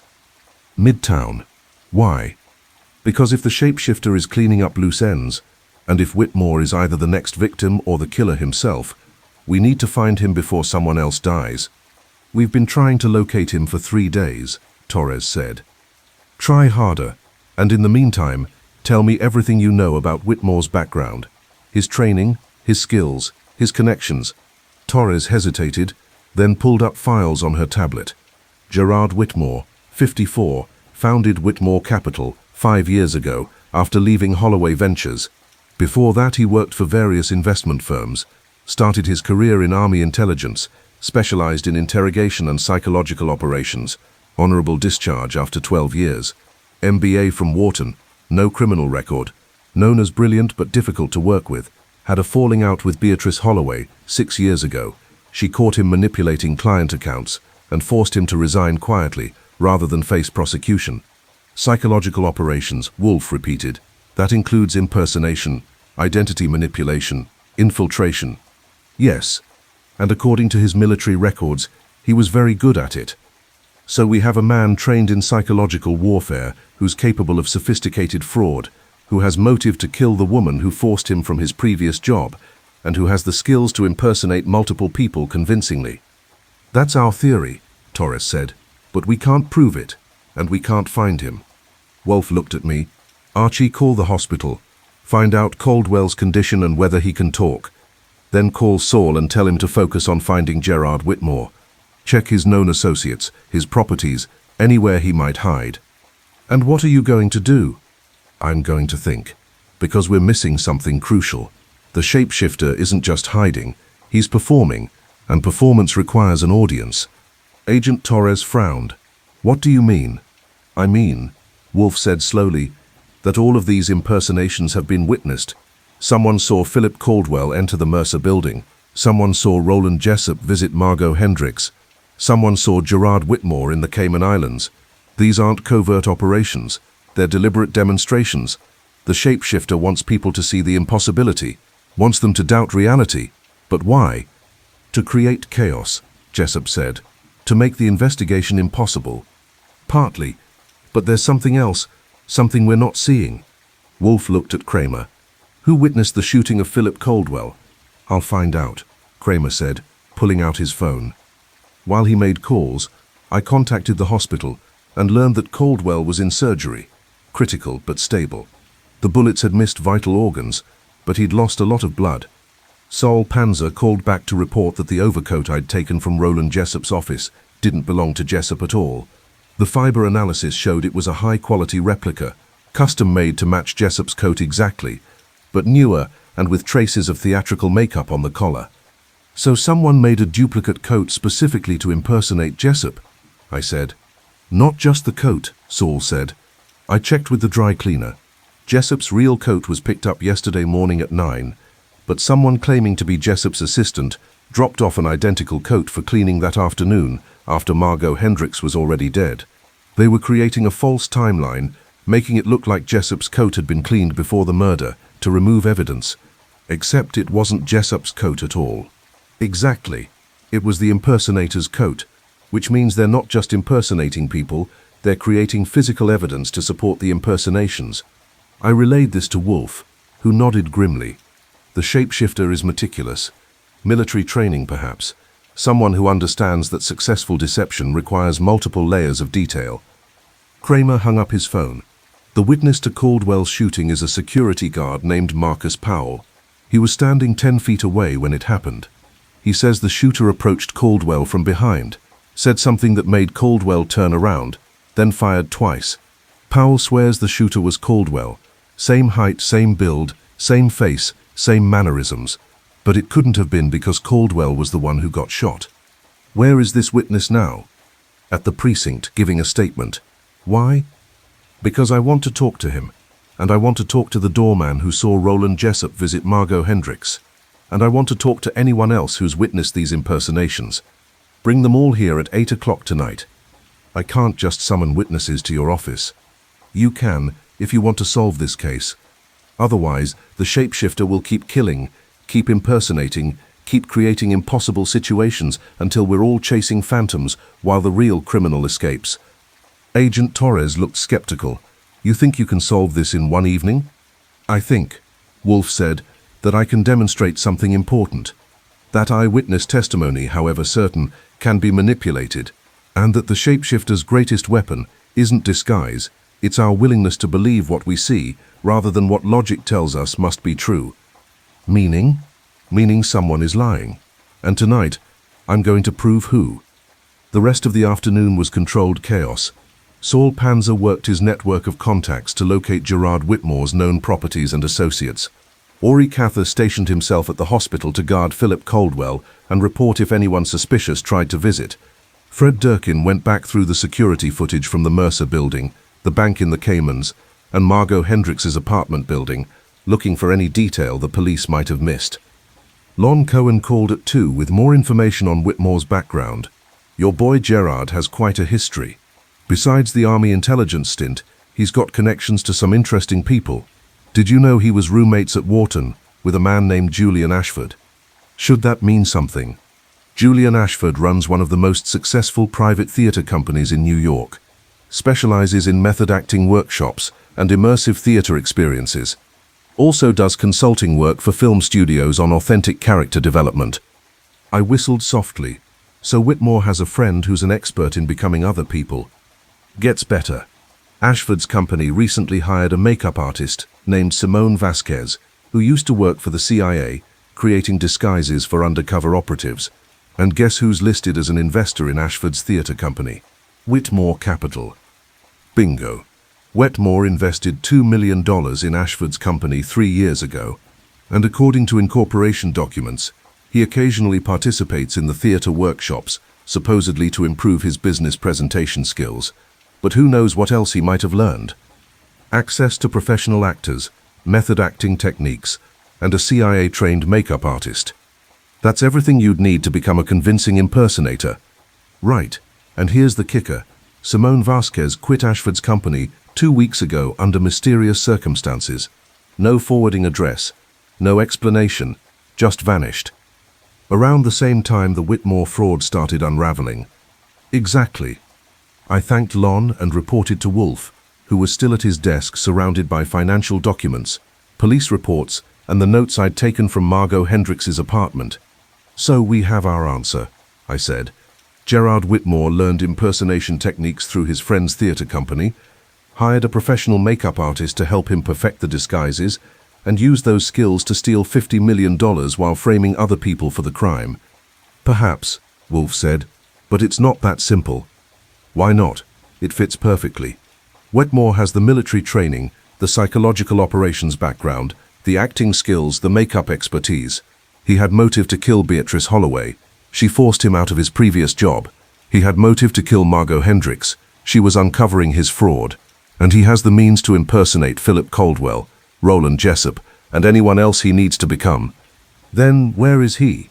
If Whitmore is the shapeshifter, why hasn't he fled to somewhere without extradition? Why stay in New York performing increasingly risky impersonations? Why shoot Philip Caldwell in broad daylight, where witnesses could see? To eliminate threats. Caldwell knew about the Whitmore deal irregularities. So did a dozen other people. Why not kill them all? Why this specific pattern of victims? I had no answer for that. Wolfe pushed aside his papers and looked at me. What bothers me most is the theatrical nature of these crimes. The shapeshifter doesn't just impersonate people. He makes sure someone sees him doing it. Someone credible. Someone who knows the person being impersonated. That's not operational security. That's showing off. Maybe he enjoys it. Some criminals get off on the risk. Or maybe the point isn't the crime itself. Maybe the point is the impossibility. Making people doubt their own perceptions. Creating situations where reality contradicts evidence. That's psychological warfare, exactly what Whitmore was trained to do. The office phone rang. It was Saul Panzer. I found something, he said. Whitmore owns a property in Queens, under a shell company. Small warehouse converted to a studio apartment. Very private, no neighbors. I'm outside now. Should I go in? Wait for me, I said. I'm coming with you. I told Wolfe where I was going. He nodded. Take Caesar and Mars. If Whitmore is there, he may be dangerous. You're letting me take the dogs out of the brownstone? They're trained for protection and pursuit. Use them, but be careful. We don't know what we're dealing with yet. 20 minutes later, I was in Queens with Saul Panzer and 2 very alert Dobermans. The warehouse was exactly as Saul described, isolated, nondescript, surrounded by industrial buildings. There were no other vehicles nearby, no signs of recent activity. We approached carefully. The front door was locked, but Saul made short work of it. Inside, the converted studio was dark and smelled of disuse. Empty, Saul said, flipping on lights. But it wasn't quite empty. In the back room, we found what could only be described as an impersonation laboratory. Makeup kits, professional lighting, wigs on mannequin heads, prosthetic pieces, clothing racks with multiple identical suits, shirts, overcoats, and on a work table, photographs. Dozens of photographs of Philip Caldwell, Roland Jessup, Beatrice Holloway, Margot Hendricks and others I didn't recognize. Each subject photographed from multiple angles, in different lighting, capturing their expressions, their posture, their mannerisms. This is where he practiced, I said, photographing everything, where he became other people. Saul was examining the makeup kits. Professional grade. Some of this equipment is custom made. And look at this. He held up a notebook filled with detailed observations, how each subject walked, talked, gestured, pages and pages of behavioral analysis. Caesar and Mars sniffed carefully around the space, alert but not aggressive. If Whitmore had been here recently, they'd have picked up his scent. He's gone, Saul said. Cleared out days ago, probably right after Margot Hendricks was killed. But he left this behind. Why? Because he didn't need it anymore, or because he wanted us to find it? I thought about what Wolfe had said, that the shapeshifter was performing for an audience. Maybe both. He's showing us how good he is, proving that he can become anyone convincingly enough to fool people who've known them for years. So now what? Now we take all of this back to Wolfe and see what he makes of it. We loaded everything into Saul's car, the makeup kits, the photographs, the notebooks, the clothing. As we drove back to Manhattan, Caesar and Mars in the back seat, alert and watchful, I couldn't shake the feeling that we were playing exactly the game Whitmore wanted us to play. Finding the warehouse was too easy. The evidence was too perfect. The whole thing felt staged, like a theatrical reveal. Which raised the question, what was Whitmore really trying to show us? Back at the brownstone, Wolfe examined everything we'd brought with focused intensity. He studied the photographs, read through the notebooks, inspected the makeup kits. Finally, he looked up. This is remarkable work, detailed, systematic, professional. Whoever created this understood not just the mechanics of disguise, but the psychology of identity. Gerard Whitmore. Presumably, yet something is wrong. What? Wolfe held up one of the notebooks. These observations are too detailed, too personal. Look at this entry about Philip Caldwell. Adjusts tie when nervous, blinks rapidly when lying, laughs at own jokes, drinks coffee with 2 sugars, black, dislikes modern art, but pretends to appreciate it to seem cultured. That's intimate knowledge, the kind you only get from prolonged close contact or observation. Whitmore could have observed him over months. Perhaps, but look at this entry about Margot Hendricks. Touches earlobe when thinking, drums fingers in patterns of 3.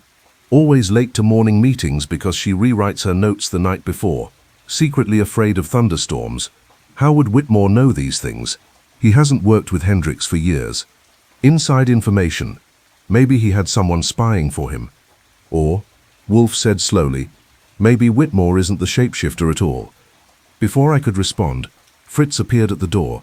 Sir, your guests are arriving for the 8 o'clock meeting. I checked my watch. 7:55. Kramer had done his job. The witnesses were here. Show them to the office, Wolfe said. All of them. It's time to hear what they saw. At 8 o'clock, the office was crowded. Kramer and Agent Torres stood near the door. The witnesses sat in chairs arranged in a semicircle. Walter Kemp, the doorman who'd seen Roland Jessup visit Margot Hendricks. Marcus Powell, the security guard who'd seen Philip Caldwell shoot himself, and 3 others I hadn't met before. Wolfe introduced them. Lenore Patterson, head of security at the Pemberton Collection, who'd seen Lydia Watts steal the manuscript.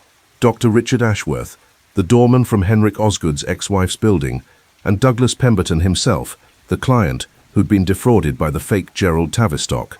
You've all witnessed something impossible, Wolfe began. You've seen people in places where they probably weren't. And you've been told you were mistaken, that you confused identity, that your memories are unreliable. I'm here to tell you that you're not mistaken. You saw exactly what you think you saw. Walter Kemp leaned forward. Then how is it possible? How can Roland Jessup be in 2 places at once? He can't. But someone who studied him extensively enough, who learned his mannerisms and behaviors, who practiced becoming him, could fool even someone who knew him well, especially if they chose moments when Mr. Jessup had an ironclad alibi, creating an impossible situation that would make you doubt your own perceptions. But why? Lenore Patterson asked. Why go to such lengths? To commit crimes while framing others, to create alibis by being elsewhere, and to demonstrate mastery over identity itself, a form of psychological warfare that makes victims feel helpless and investigators feel incompetent. Marcus Powell, the security guard, shook his head. I saw Philip Caldwell shoot Philip Caldwell. That's not just impersonation, that's impossible. Is it? Tell me exactly what you saw. Powell described the scene. Caldwell walking from his building, someone approaching from behind who looked exactly like him, a brief conversation, then 2 shots, Caldwell falling, the shooter fleeing. The shooter's face? Wolfe asked. Identical to Caldwell, same features, same expression, everything. Distance? 10 feet at most. Lighting? Bright daylight. And you're certain it was Caldwell? Absolutely. I see him every day. I know his face, his walk, his... Powell stopped. Wait, you're saying it wasn't really Caldwell? I'm saying you saw someone who'd perfected the art of being Caldwell. Someone who studied him so thoroughly that they could replicate not just his appearance, but his entire presence. And you saw this person at a time when the real Caldwell was vulnerable, creating a perfect crime scene where the victim and the perpetrator appeared to be the same person. Dr. Ashworth, the doorman from Henrik Osgood's building, spoke up.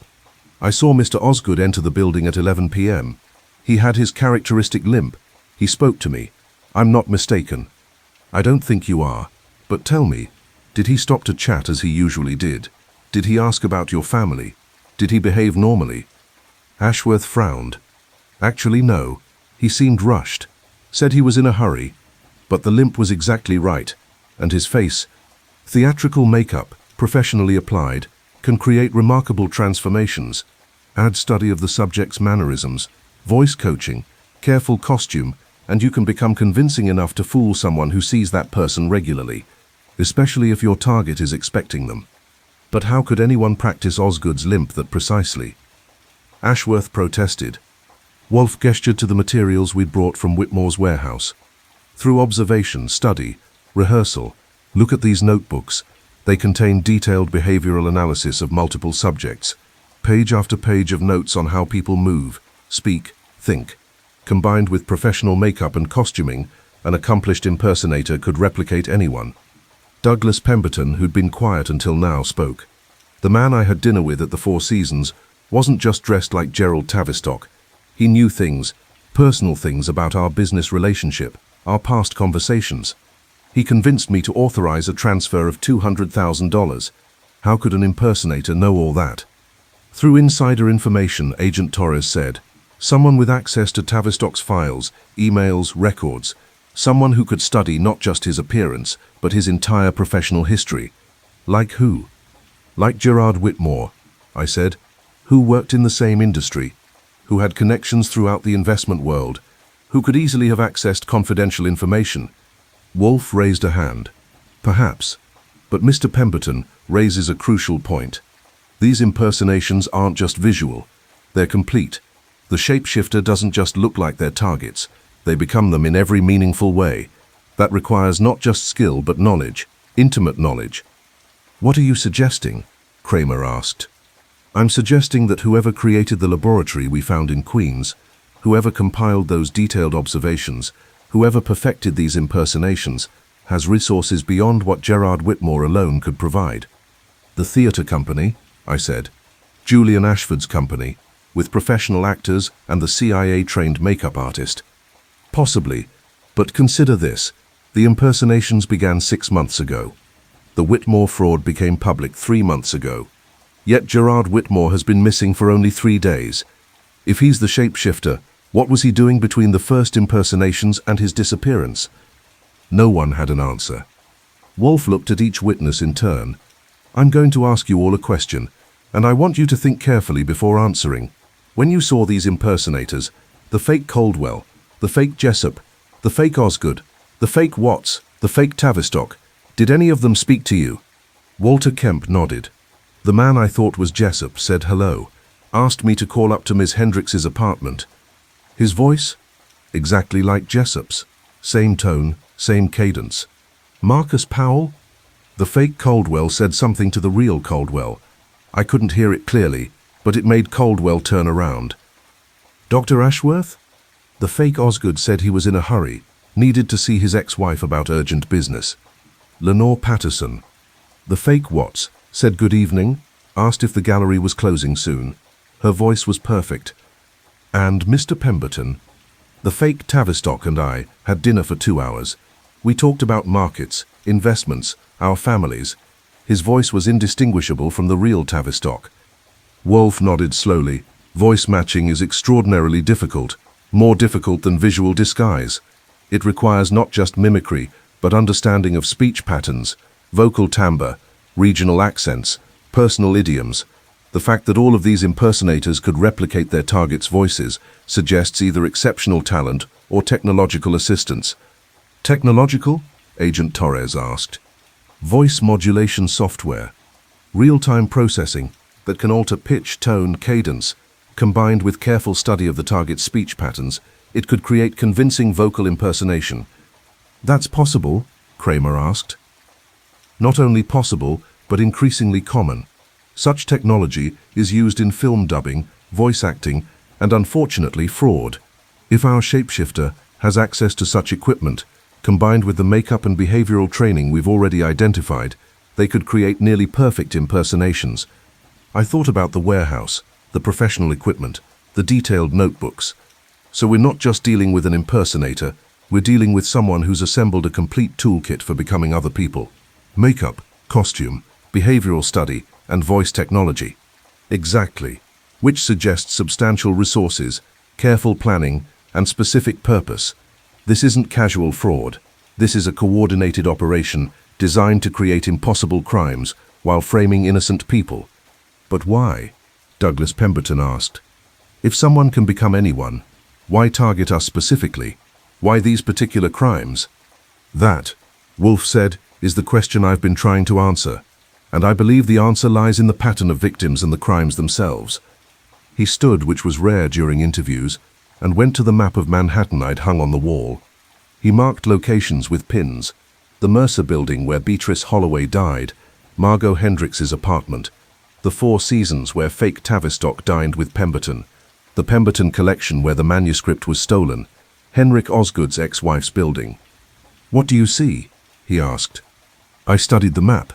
They're all clustered in Midtown and the Upper East Side, wealthy neighborhoods, professional buildings. And what connects them? Agent Torres stepped forward. Financial crimes. Every victim or target is connected to high-level finance. Holloway Ventures, Hendricks & Lowe, the Pemberton Collection's endowment, Osgood's investment portfolio. Precisely. The shapeshifter isn't random.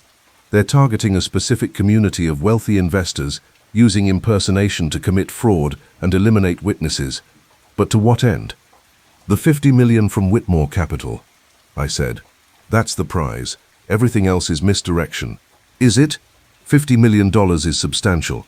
But consider the resources expended on these impersonations. The time, the training, the equipment, the risk.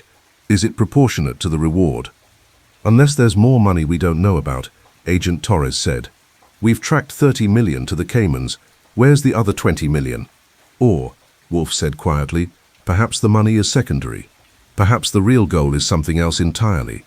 Something that requires creating chaos in the investment community, eliminating specific individuals, and demonstrating that reality itself can be manipulated." The office was silent. Outside, I could hear Manhattan traffic, the distant wail of sirens.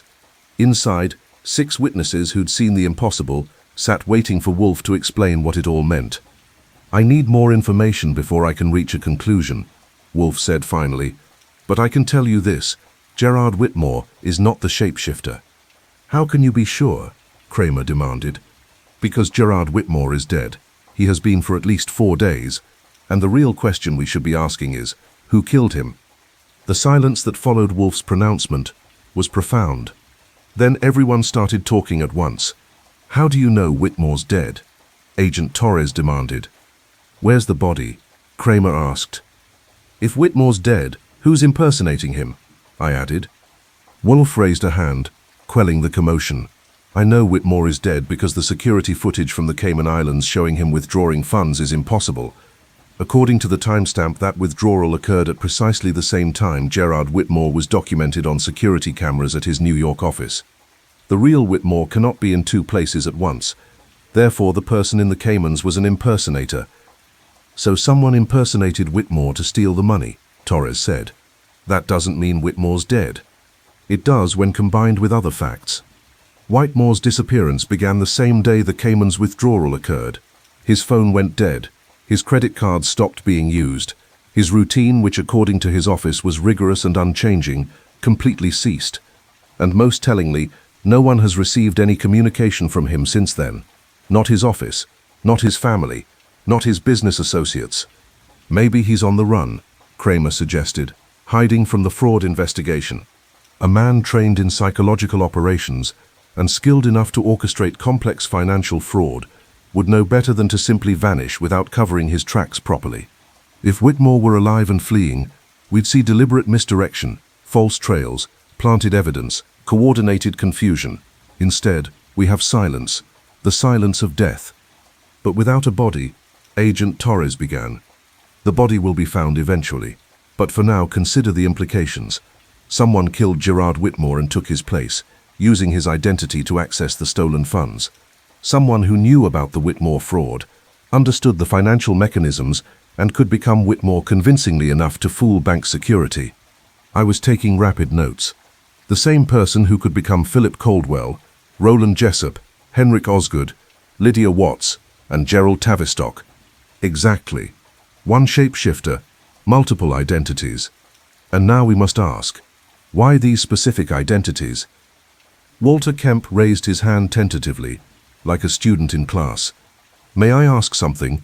If this shapeshifter is so skilled, why didn't they just become Gerard Whitmore from the beginning and steal the money quietly? Why involve all these other impersonations? It was an excellent question. Wolfe nodded approvingly, because the other impersonations served different purposes. Philip Caldwell was impersonated to kill Beatrice Holloway, who discovered the fraud. Roland Jessup was impersonated to kill Margot Hendricks, who was investigating the fraud. The other impersonations, Osgood, Watts, Tavistock, were practice, tests of the technique before the high-stakes crimes. So it's all connected to the Whitmore fraud, Kramer said. Kramer said, to the $50 million, yes, but also to something larger. Consider who has died, Beatrice Holloway, who discovered irregularities in the Whitmore deal, Margot Hendricks, who pursued those irregularities, Gerard Whitmore himself, who was either the fraud's mastermind or its first victim, and someone attempted to kill Philip Caldwell, who oversaw the transaction and knew its details. Someone's eliminating everyone connected to the fraud, Agent Torres said. Everyone who could identify the real criminal, Wolfe corrected, which suggests the shapeshifter is someone these victims knew, someone who works in their world, understands their business, and had access to their routines and habits. The theater company, I said. Julian Ashford. He's Whitmore's friend. He has the expertise. He has access to professional impersonators and makeup artists. Wolfe shook his head. Mr. Ashford is an artist, not a criminal mastermind. And more importantly, he lacks motive. The Whitmore fraud doesn't benefit him. The murders don't advance his interests. He's a tool, perhaps, providing resources or training, but not the shapeshifter himself. Then who? Kramer demanded. Before Wolfe could answer, the office phone rang. I picked up. Archie Goodwin.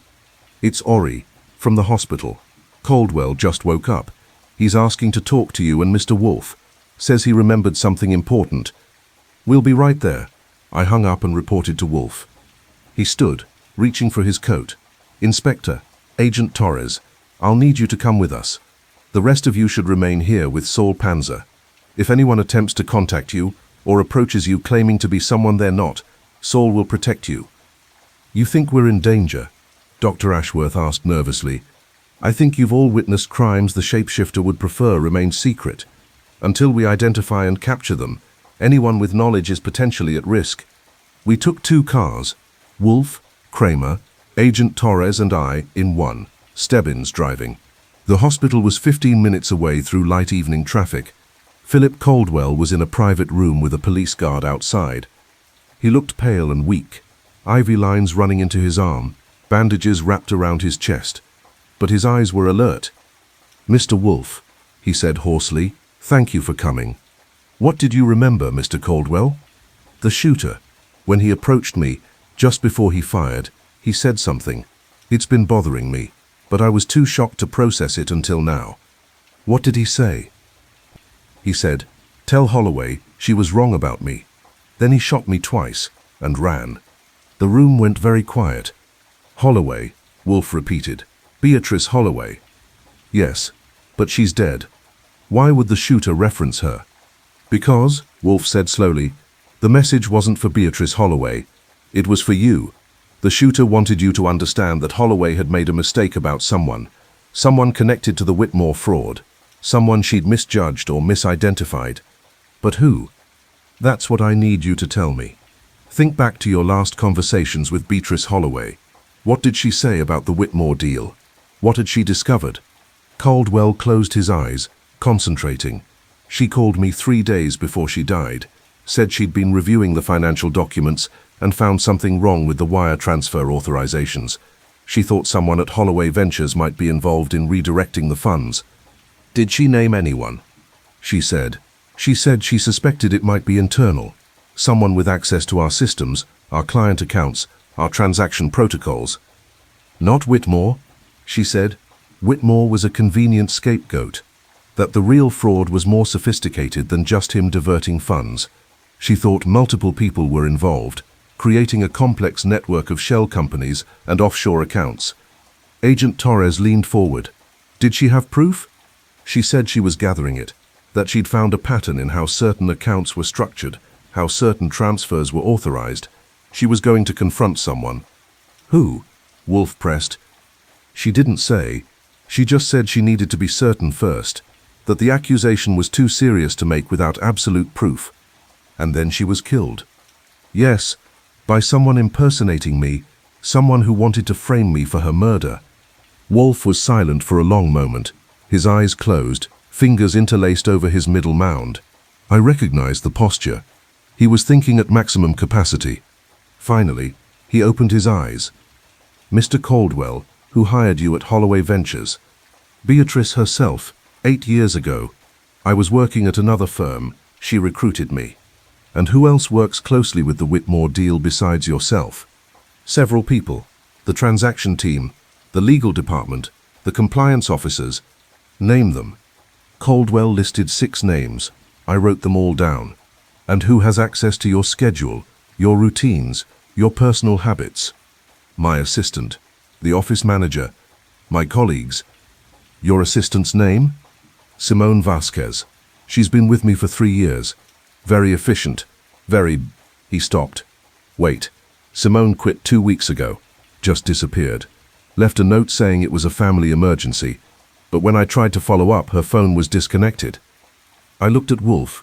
"Simone Vasquez, the CIA-trained makeup artist who worked for Julian Ashford's theater company." "The same," Wolfe said. "And there we have our shapeshifter." Kramer pulled out his phone. "I'll get a warrant and an APB out immediately." "Wait," Wolfe said. "Consider what we know. Simone Vasquez worked for the CIA creating disguises. She then worked for Julian Ashford's theater company, learning method acting and character development. She became Philip Caldwell's assistant 3 years ago, giving her access to his schedule, his habits, his mannerisms. She quit 2 weeks ago when the Whitmore fraud began to unravel." "So she's our impersonator," Torres said. "She studied everyone she needed to become, used her CIA training to create perfect disguises, and committed fraud and murder." "But why?" I asked. "What's her motive? She's just an assistant. How does stealing $50 million benefit her?" Wolfe turned to Caldwell. "Was Simone Vasquez romantically involved with anyone at Holloway Ventures?" Caldwell frowned. "Not that I know of. She was professional, kept to herself. Although," he paused, "she did seem close to one of our senior analysts. They had lunch together frequently, but I assumed it was just friendship." "The analyst's name?" "Gerard Whitmore." Everything clicked into place. "Not the Gerard Whitmore who founded Whitmore Capital," Wolfe said. "His son." Agent Torres pulled up files on her tablet. "Gerard Whitmore Jr., age 31, works as a senior analyst at Holloway Ventures, hired 4 years ago. According to his employment records, he changed his last name from Vasquez to Whitmore 5 years ago. Legal name change, properly documented." "Vasquez," I said, "Simone's brother." "Or husband," Wolfe corrected. Check the marriage records. Torres tapped on her tablet. Married 6 years ago. Simone Vasquez married Gerard Whitmore Jr. in a private ceremony. They kept different last names professionally. So Simone and Gerard Jr. are a team, Kramer said. She provides the impersonation skills. He provides the inside knowledge of Holloway Ventures and the investment world. Not just a team, Wolfe said. Accomplices in patricide. Gerard Whitmore Sr. forced Beatrice Holloway to give him the option of quiet resignation or prosecution for fraud 6 years ago. He left in disgrace, founded Whitmore Capital, and spent the next years rebuilding his reputation. But his son never forgave Beatrice Holloway for that humiliation, and when the Helix Therapeutics deal provided an opportunity for revenge and profit, he took it. By using his father as the scapegoat, Torres said. The younger Whitmore set up the fraud, made it look like his father was stealing the money, then killed his father and impersonated him to access the stolen funds. Precisely.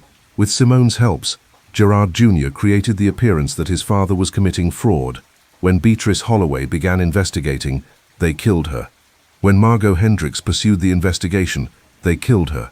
When Philip Caldwell knew too much, they attempted to kill him, all using Simone's impersonation skills to commit the crimes while framing others. Caldwell looked sick. Gerard worked for me. I trusted him. He had access to everything: transaction records, client files, security protocols, and I never suspected. How could you? Wolfe said. He was using his wife's skills to create perfect alibis while committing crimes as other people. It's brilliant in its audacity, and it would have worked except for one fatal flaw. What flaw? They wanted recognition. Simone's background in theater, Gerard's desire to prove himself superior to his father, both drove them to make the impersonations visible. They could have committed fraud quietly, but instead they created a spectacle.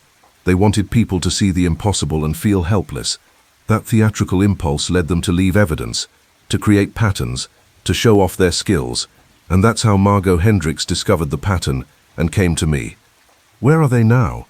Kramer demanded. Wolfe looked at me. Archie, where would someone go if they wanted to disappear after committing the perfect crime? I thought about it. Somewhere with the stolen money, somewhere without extradition, somewhere they could live well on $30 million. The Cayman Islands, Agent Torres said, where the money was withdrawn. They're probably already there. Perhaps, Wolfe said, or perhaps they're still in New York, waiting for the perfect moment to vanish.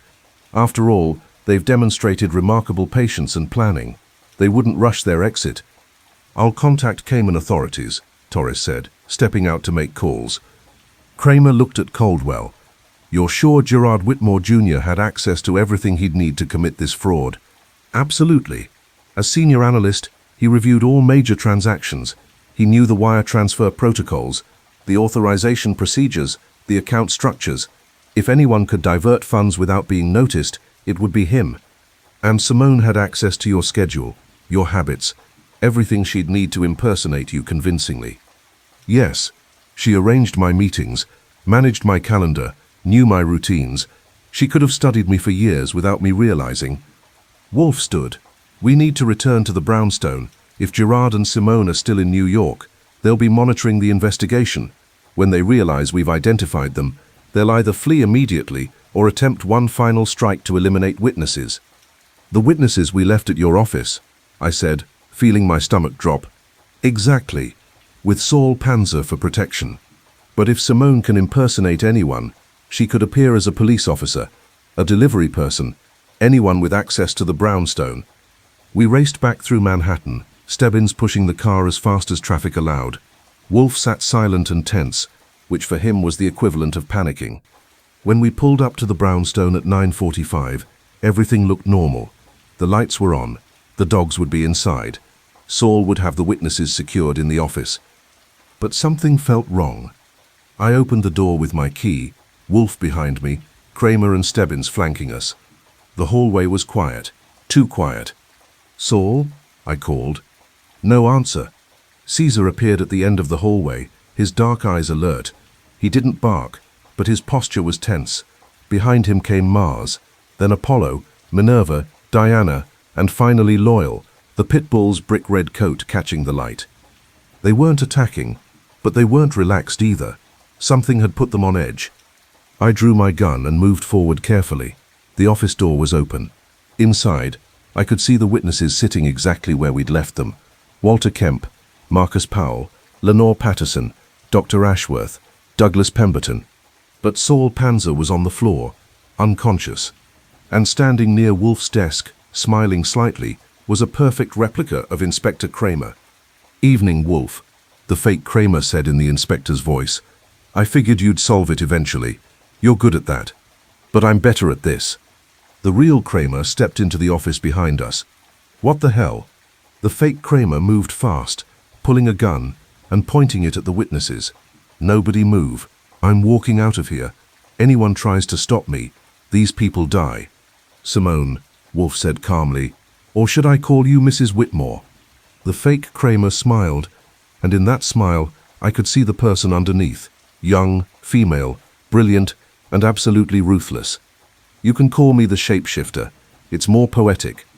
"Where's your husband?" "Waiting for me, with $30 million and 2 new identities. We're very good at becoming other people, Mr. Wolfe. We'll disappear, and you'll never find us." "You killed your father-in-law." "Gerard Sr. was a liability. Weak, sentimental, easy to frame. We used him perfectly. Let him take the blame for the fraud while we took the money." "And Beatrice Holloway?" "Deserved it. She destroyed my husband's father, humiliated him publicly. We gave her what she deserved." "Margot Hendricks?" "Wrong place, wrong time. Should have minded her own business." "And Philip Caldwell?" "He knew too much, but apparently not good enough with a gun. I'll have to finish the job later." She was backing toward the door, gun steady on the witnesses. The dogs watched but didn't move. They'd been trained not to attack unless commanded, and no one had given that command yet. "You won't escape," Wolfe said. "Agent Torres has already contacted the Cayman authorities. Your accounts are frozen. Your identities are compromised. Even if you reach the airport, you'll be arrested. We have other accounts, other identities, other plans. You think the Caymans was our only backup? We've been planning this for years." She reached the hallway. The dogs parted slightly, letting her pass, but keeping her in sight. Loyal's eyes never left her. "One last thing," fake Kramer said. "This whole performance? Watching you chase shadows while we committed the perfect crimes? It's been the role of a lifetime. Goodbye, Mr. Wolfe." She turned to run. That's when Wolfe said, very quietly, "Caesar, Mars, Apollo, Diana, Minerva, Loyal, stop her." The dogs moved as one.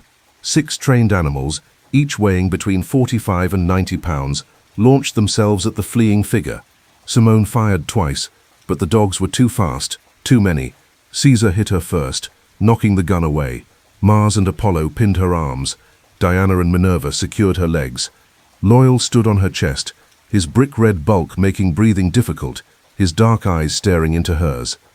It was over in 3 seconds. "Get them off," Simone screamed, the voice still Kramer's but the persona shattered. "Saul needs medical attention," Wolfe said to the real Kramer, ignoring her. "And you should arrest Mrs. Whitmore for multiple murders. I believe you'll find more than sufficient evidence at the warehouse in Queens, including her complete impersonation laboratory." Kramer and Stebbins moved quickly, calling for backup and paramedics. The dogs held Simone until the handcuffs were on, then released her at Wolfe's command. She lay on the floor, breathing hard. The Kramer disguise starting to smear. Underneath I could see glimpses of the real person. Young, dark-haired, unremarkable except for her eyes, which held rage and calculation. "Where's your husband?" Kramer demanded. She laughed. "You'll never find him. Gerard's better at disappearing than I am at disguises. He's gone, the money's gone, and you can't prove anything." "We can prove everything," Agent Torres said, arriving with additional agents. "We found the body of Gerard Whitmore Sr. in the East River 2 hours ago. The coroner's preliminary report indicates he was killed 4 days ago. DNA evidence on the body includes samples from both you and your husband. We have the warehouse, the disguises, the financial records, and we have your victim's testimony. You're finished." Simone's composure finally cracked. "It was supposed to be perfect. We studied everyone, practiced for years. How did you know?" "The theater," Wolfe said. "You couldn't help but perform. Every impersonation was a show, deliberately witnessed, carefully staged, A true professional would have worked invisibly. But you wanted recognition, wanted to demonstrate your skill. That theatrical impulse was your undoing. She was still laughing as they led her away, a broken, bitter sound that echoed in the hallway. Saul Panzer woke up 20 minutes later with a headache and a bruised ego. She came in as you, he told Wolfe, perfect replica, said you'd sent her back to get some files. The dogs didn't react because they know you. By the time I realized something was wrong, she'd hit me with a sap. The dogs knew, I said, pointing to Caesar and the others, who'd returned to their protective positions around the office. That's why they were tense when we arrived. They knew something was off, but they couldn't identify what. Wolfe nodded. Even perfect disguise can't fool canine senses completely. The scent would be wrong, the subtle behavioral cues different. The dog's alertness was our first warning. The rest of the evening was organized chaos. Agent Torres coordinated with federal and local authorities. Kramer took statements from all the witnesses. Stebbins led a team to search for Gerard Whitmore Jr., though I suspected Simone had been right about him being long gone. At 11 o'clock, Agent Torres received a call from the Cayman Islands. They found Gerard Whitmore Jr. attempting to board a private plane to Venezuela. He's in custody, and they're extraditing him tomorrow. So she was wrong about him getting away, I said. She was wrong about many things, Wolfe replied, including the assumption that perfect impersonation would be enough. The shapeshifter could become anyone's face, anyone's voice, anyone's mannerisms, but they couldn't become their soul, and that's what made the difference. Fritz appeared with beer for Wolfe and coffee for the rest of us. The witnesses had been allowed to leave, thanked for their cooperation, and assured of their safety. The office was quiet, except for the soft breathing of the dogs and the tick of the clock. One question, I said to Wolfe. When did you know it was Simone Vasquez? When Philip Caldwell mentioned his assistant had quit suddenly, 2 weeks ago. The timing was too convenient. And when we learned her maiden name was Vasquez, the same as Gerard Whitmore Jr.'s birth name, the connection became clear. But how did you know she'd come here tonight? Because she's theatrical. She couldn't resist one final performance, appearing as Inspector Kramer, threatening us in our own office, demonstrating her superiority. It was predictable once I understood her psychology. You risked the witnesses' lives. I risked nothing. The dogs were here. Saul was here. And I knew she'd hesitate before actually killing anyone. Her crimes were calculated, not passionate. She killed to protect her fraud, not for pleasure. Given the choice between murder and escape, she'd choose escape. Until the dogs stopped her. Wolfe smiled slightly. Until the dogs fulfilled their purpose. Caesar, Mars, Apollo, Minerva, Diana, and Loyal, they've earned their dinner tonight. As if understanding, all 6 dogs looked up, tails wagging slightly. Loyal's notched ear twitched. At midnight, Kramer finally left, exhausted but satisfied. 2 murders solved, a $50 million fraud untangled, and the most skilled impersonator I've ever seen behind bars. Not bad for a Monday. It's technically Tuesday, I pointed out. Don't remind me. He settled his hat on his head. Wolfe, I owe you an apology. You were right about Margot Hendricks. I should have taken her seriously when she first came to us. She came to me first, Wolfe said quietly, and I turned her away. That mistake cost her life. I won't forget it. After Kramer left, Wolfe sat at his desk with his second beer, staring at the orchids Fritz had brought down from the plant rooms, a particularly beautiful yellow cattleya that had just bloomed. The shapeshifter believed she could become anyone, he said finally, but she never understood that identity isn't just appearance or behavior. It's the accumulation of choices, experiences, relationships. You can mimic someone's face, copy their voice, study their habits, but you can't become their history. You can't replicate the 1,000 small moments that make someone who they are. Philosophical for midnight, I said. Practical for detective work. The shapeshifter failed because she thought identity was performance, but real identity is truth, and truth always reveals itself eventually. Even through perfect disguise? Especially through perfect disguise, because the more perfectly you pretend to be someone else, the more clearly your own nature shows through the cracks. I thought about Simone Vasquez, lying on our hallway floor with 6 dogs holding her down, her Kramer disguise smearing to reveal the bitter, angry person underneath. She almost got away with it. almost isn't enough. In detective work, as in life, either you succeed or you fail. There's no partial credit for perfect crimes that end in handcuffs. What about the money? The 20 million that's still missing? Agent Torres will find it. The Whitmores thought they'd hidden it cleverly, but financial crimes leave trails. Always, the money will be recovered and returned to Helix Therapeutics. And Philip Caldwell, Jessup, the other people whose identities were stolen, will recover. Traumatized, perhaps, but alive, which is more than can be said for the shapeshifter's victims. We sat in silence for a while. The dogs settled into sleep, their protective positions relaxing. Fritz had gone to bed. The brownstone was quiet. "Sir," I said finally, "why did you really take this case? After rejecting Margot Hendricks, what made you change your mind?" Wolfe looked at me, his dark eyes thoughtful. "Because she came here for help, and I failed her. Because she died 6 hours after leaving this office. And because I realized that sometimes the impossible is simply the possible disguised by excellent deception. My job is to strip away disguises and reveal truth. That's what I do. Even when it means admitting you were wrong. Especially then. Pride is expensive, Archie. Margot Hendricks paid the price for mine. I won't make that mistake again." It was as close to an apology as Wolfe ever came. I accepted it. The next morning, Wednesday, I came down to breakfast to find Wolfe already in the office, reading the Gazette's coverage of the shapeshifter case. Lon Cohen had gotten the exclusive and milked it for all it was worth. Master impersonator caught by famed detective, with a subtitle about sophisticated fraud, murder, and the dogs that saved the day. "Fame suits you," I said, pouring coffee. "Fame is tedious," Wolfe grumbled. "People will want appointments, interviews, photographs. I'll have to refuse them all. You could always hide in the plant rooms." "That's the plan." The phone rang.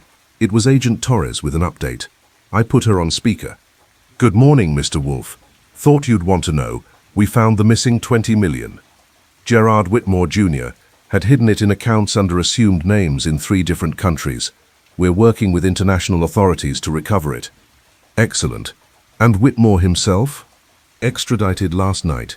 He's in federal custody, facing charges for conspiracy to commit fraud, murder, and about 15 other counts. He'll be in prison for the rest of his life." "And his wife?" "Simone Vasquez Whitmore is equally cooperative now that she realizes there's no escape. She's provided detailed information about every impersonation, every crime, every step of their plan, including the murder of Gerard Whitmore Sr., which was apparently her idea." "Of course it was," Wolfe said. "The theatrical ones always lead." She admitted that killing the elder Whitmore was meant to serve 2 purposes: eliminate a potential witness and create the perfect scapegoat for their fraud. They dumped his body in the East River, then used Simone's disguise skills to impersonate him in the Cayman Islands and withdraw the funds. "Patricide and grand theft," I said. "Quite an accomplishment." "They thought they were untouchable," Torres said. "Simone told me they'd been planning this for 5 years. Gerard Jr. got the job at Holloway Ventures specifically to access their transaction systems. Simone took the position as Philip Caldwell's assistant to study him. They practiced impersonations for months before committing any crimes." "And the theater connection?" Wolfe asked. "Simone worked for Julian Ashford's company before becoming Caldwell's assistant. That's where she met Gerard Jr. He was taking acting workshops there. They fell in love, got married, and decided to combine their skills for profit. A partnership of deception." "Exactly. Ashford had no idea what they were planning. He's horrified. We've cleared him of any involvement." "What about the earlier impersonations? Henrik Osgood, Lydia Watts, Gerald Tavistock?" "Practice runs. They wanted to perfect their technique before the high-stakes crimes. Osgood's ex-wife died of an overdose that was really murder. The manuscript theft from the Pemberton collection was pure greed. The Tavistock fraud was testing whether they could maintain an extended impersonation. Each crime taught them something new." "And the final victims, Holloway and Hendricks?" "Eliminating threats. Beatrice Holloway discovered the fraud. Margot Hendricks was pursuing it. Both had to die to protect the Whitmore's plan." "What about Philip Caldwell's shooting?" "Simone admits to that too. Caldwell knew too much about the Whitmore transaction. She impersonated him to commit the shooting, creating the impossible image of Caldwell shooting himself. If he'd died, it would have been dismissed as suicide or madness. But he survived. Thanks to the security guard who witnessed the shooting, I said. His testimony convinced us the impersonation was real. All the witnesses helped. Their certainty that they'd seen the impossible made us take the case seriously. Without them, the Whitmores might have succeeded. After Torres hung up, Wolfe finished his beer and looked at me. Arrange payment from Philip Caldwell and his insurance company. Our standard fee plus expenses. Already done. They're grateful. Caldwell's recovering well, by the way. Says he'll be back at work next month. Good. And the witnesses? All safe. Walter Kemp got a commendation from his building management. Marcus Powell has been offered a position as head of security at Caldwell's company. The others are just relieved it's over. As am I. Wolfe stood. I'm going to the plant rooms. Theodore and I have work to do. The phalaenopsis? Among others, real beauty requires patience, care, and truth.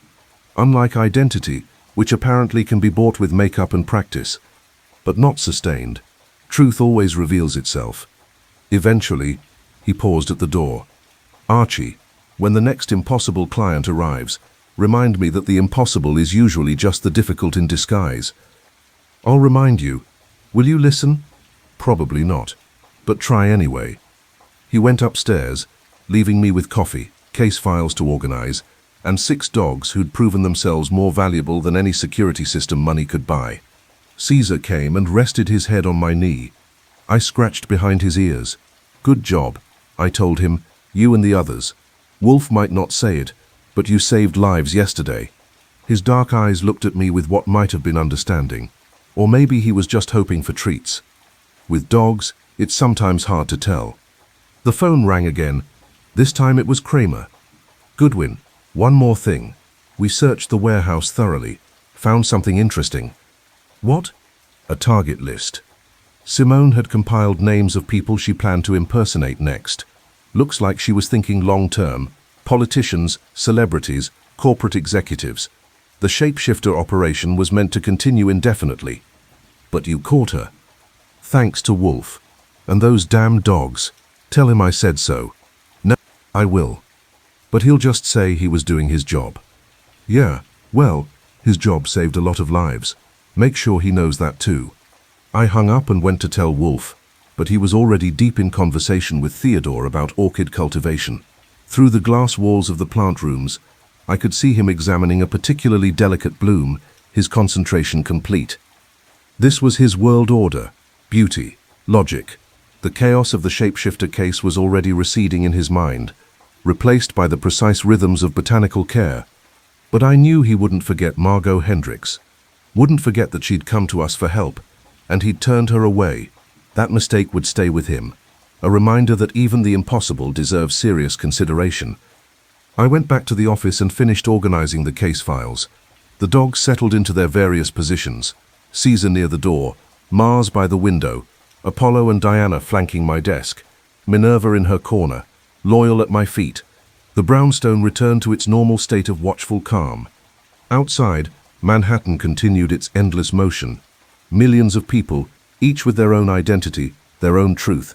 Some of them would lie, cheat, steal, pretend to be someone they weren't, but most would simply be themselves, for better or worse. And if another shapeshifter emerged, if another impossible case walked through our door, we'd be ready. Wolfe would think, I would investigate, Fritz would feed us, and the dogs would protect us. That was our identity, our truth. And unlike Simone Vasquez, we couldn't change it even if we wanted to. Which was just fine with me. I leaned back in my chair, Loyal's warm weight against my feet, and smiled. Another case closed, another mystery solved, another day in the brownstone on West 35th Street, where the impossible became possible, and the truth always came out. Eventually, 3 weeks later, a package arrived, addressed to Nero Wolfe. Inside was a single photograph, Margot Hendricks, taken at some business function, smiling and confident and alive. On the back, someone had written, "Thank you for finding the truth," from her family.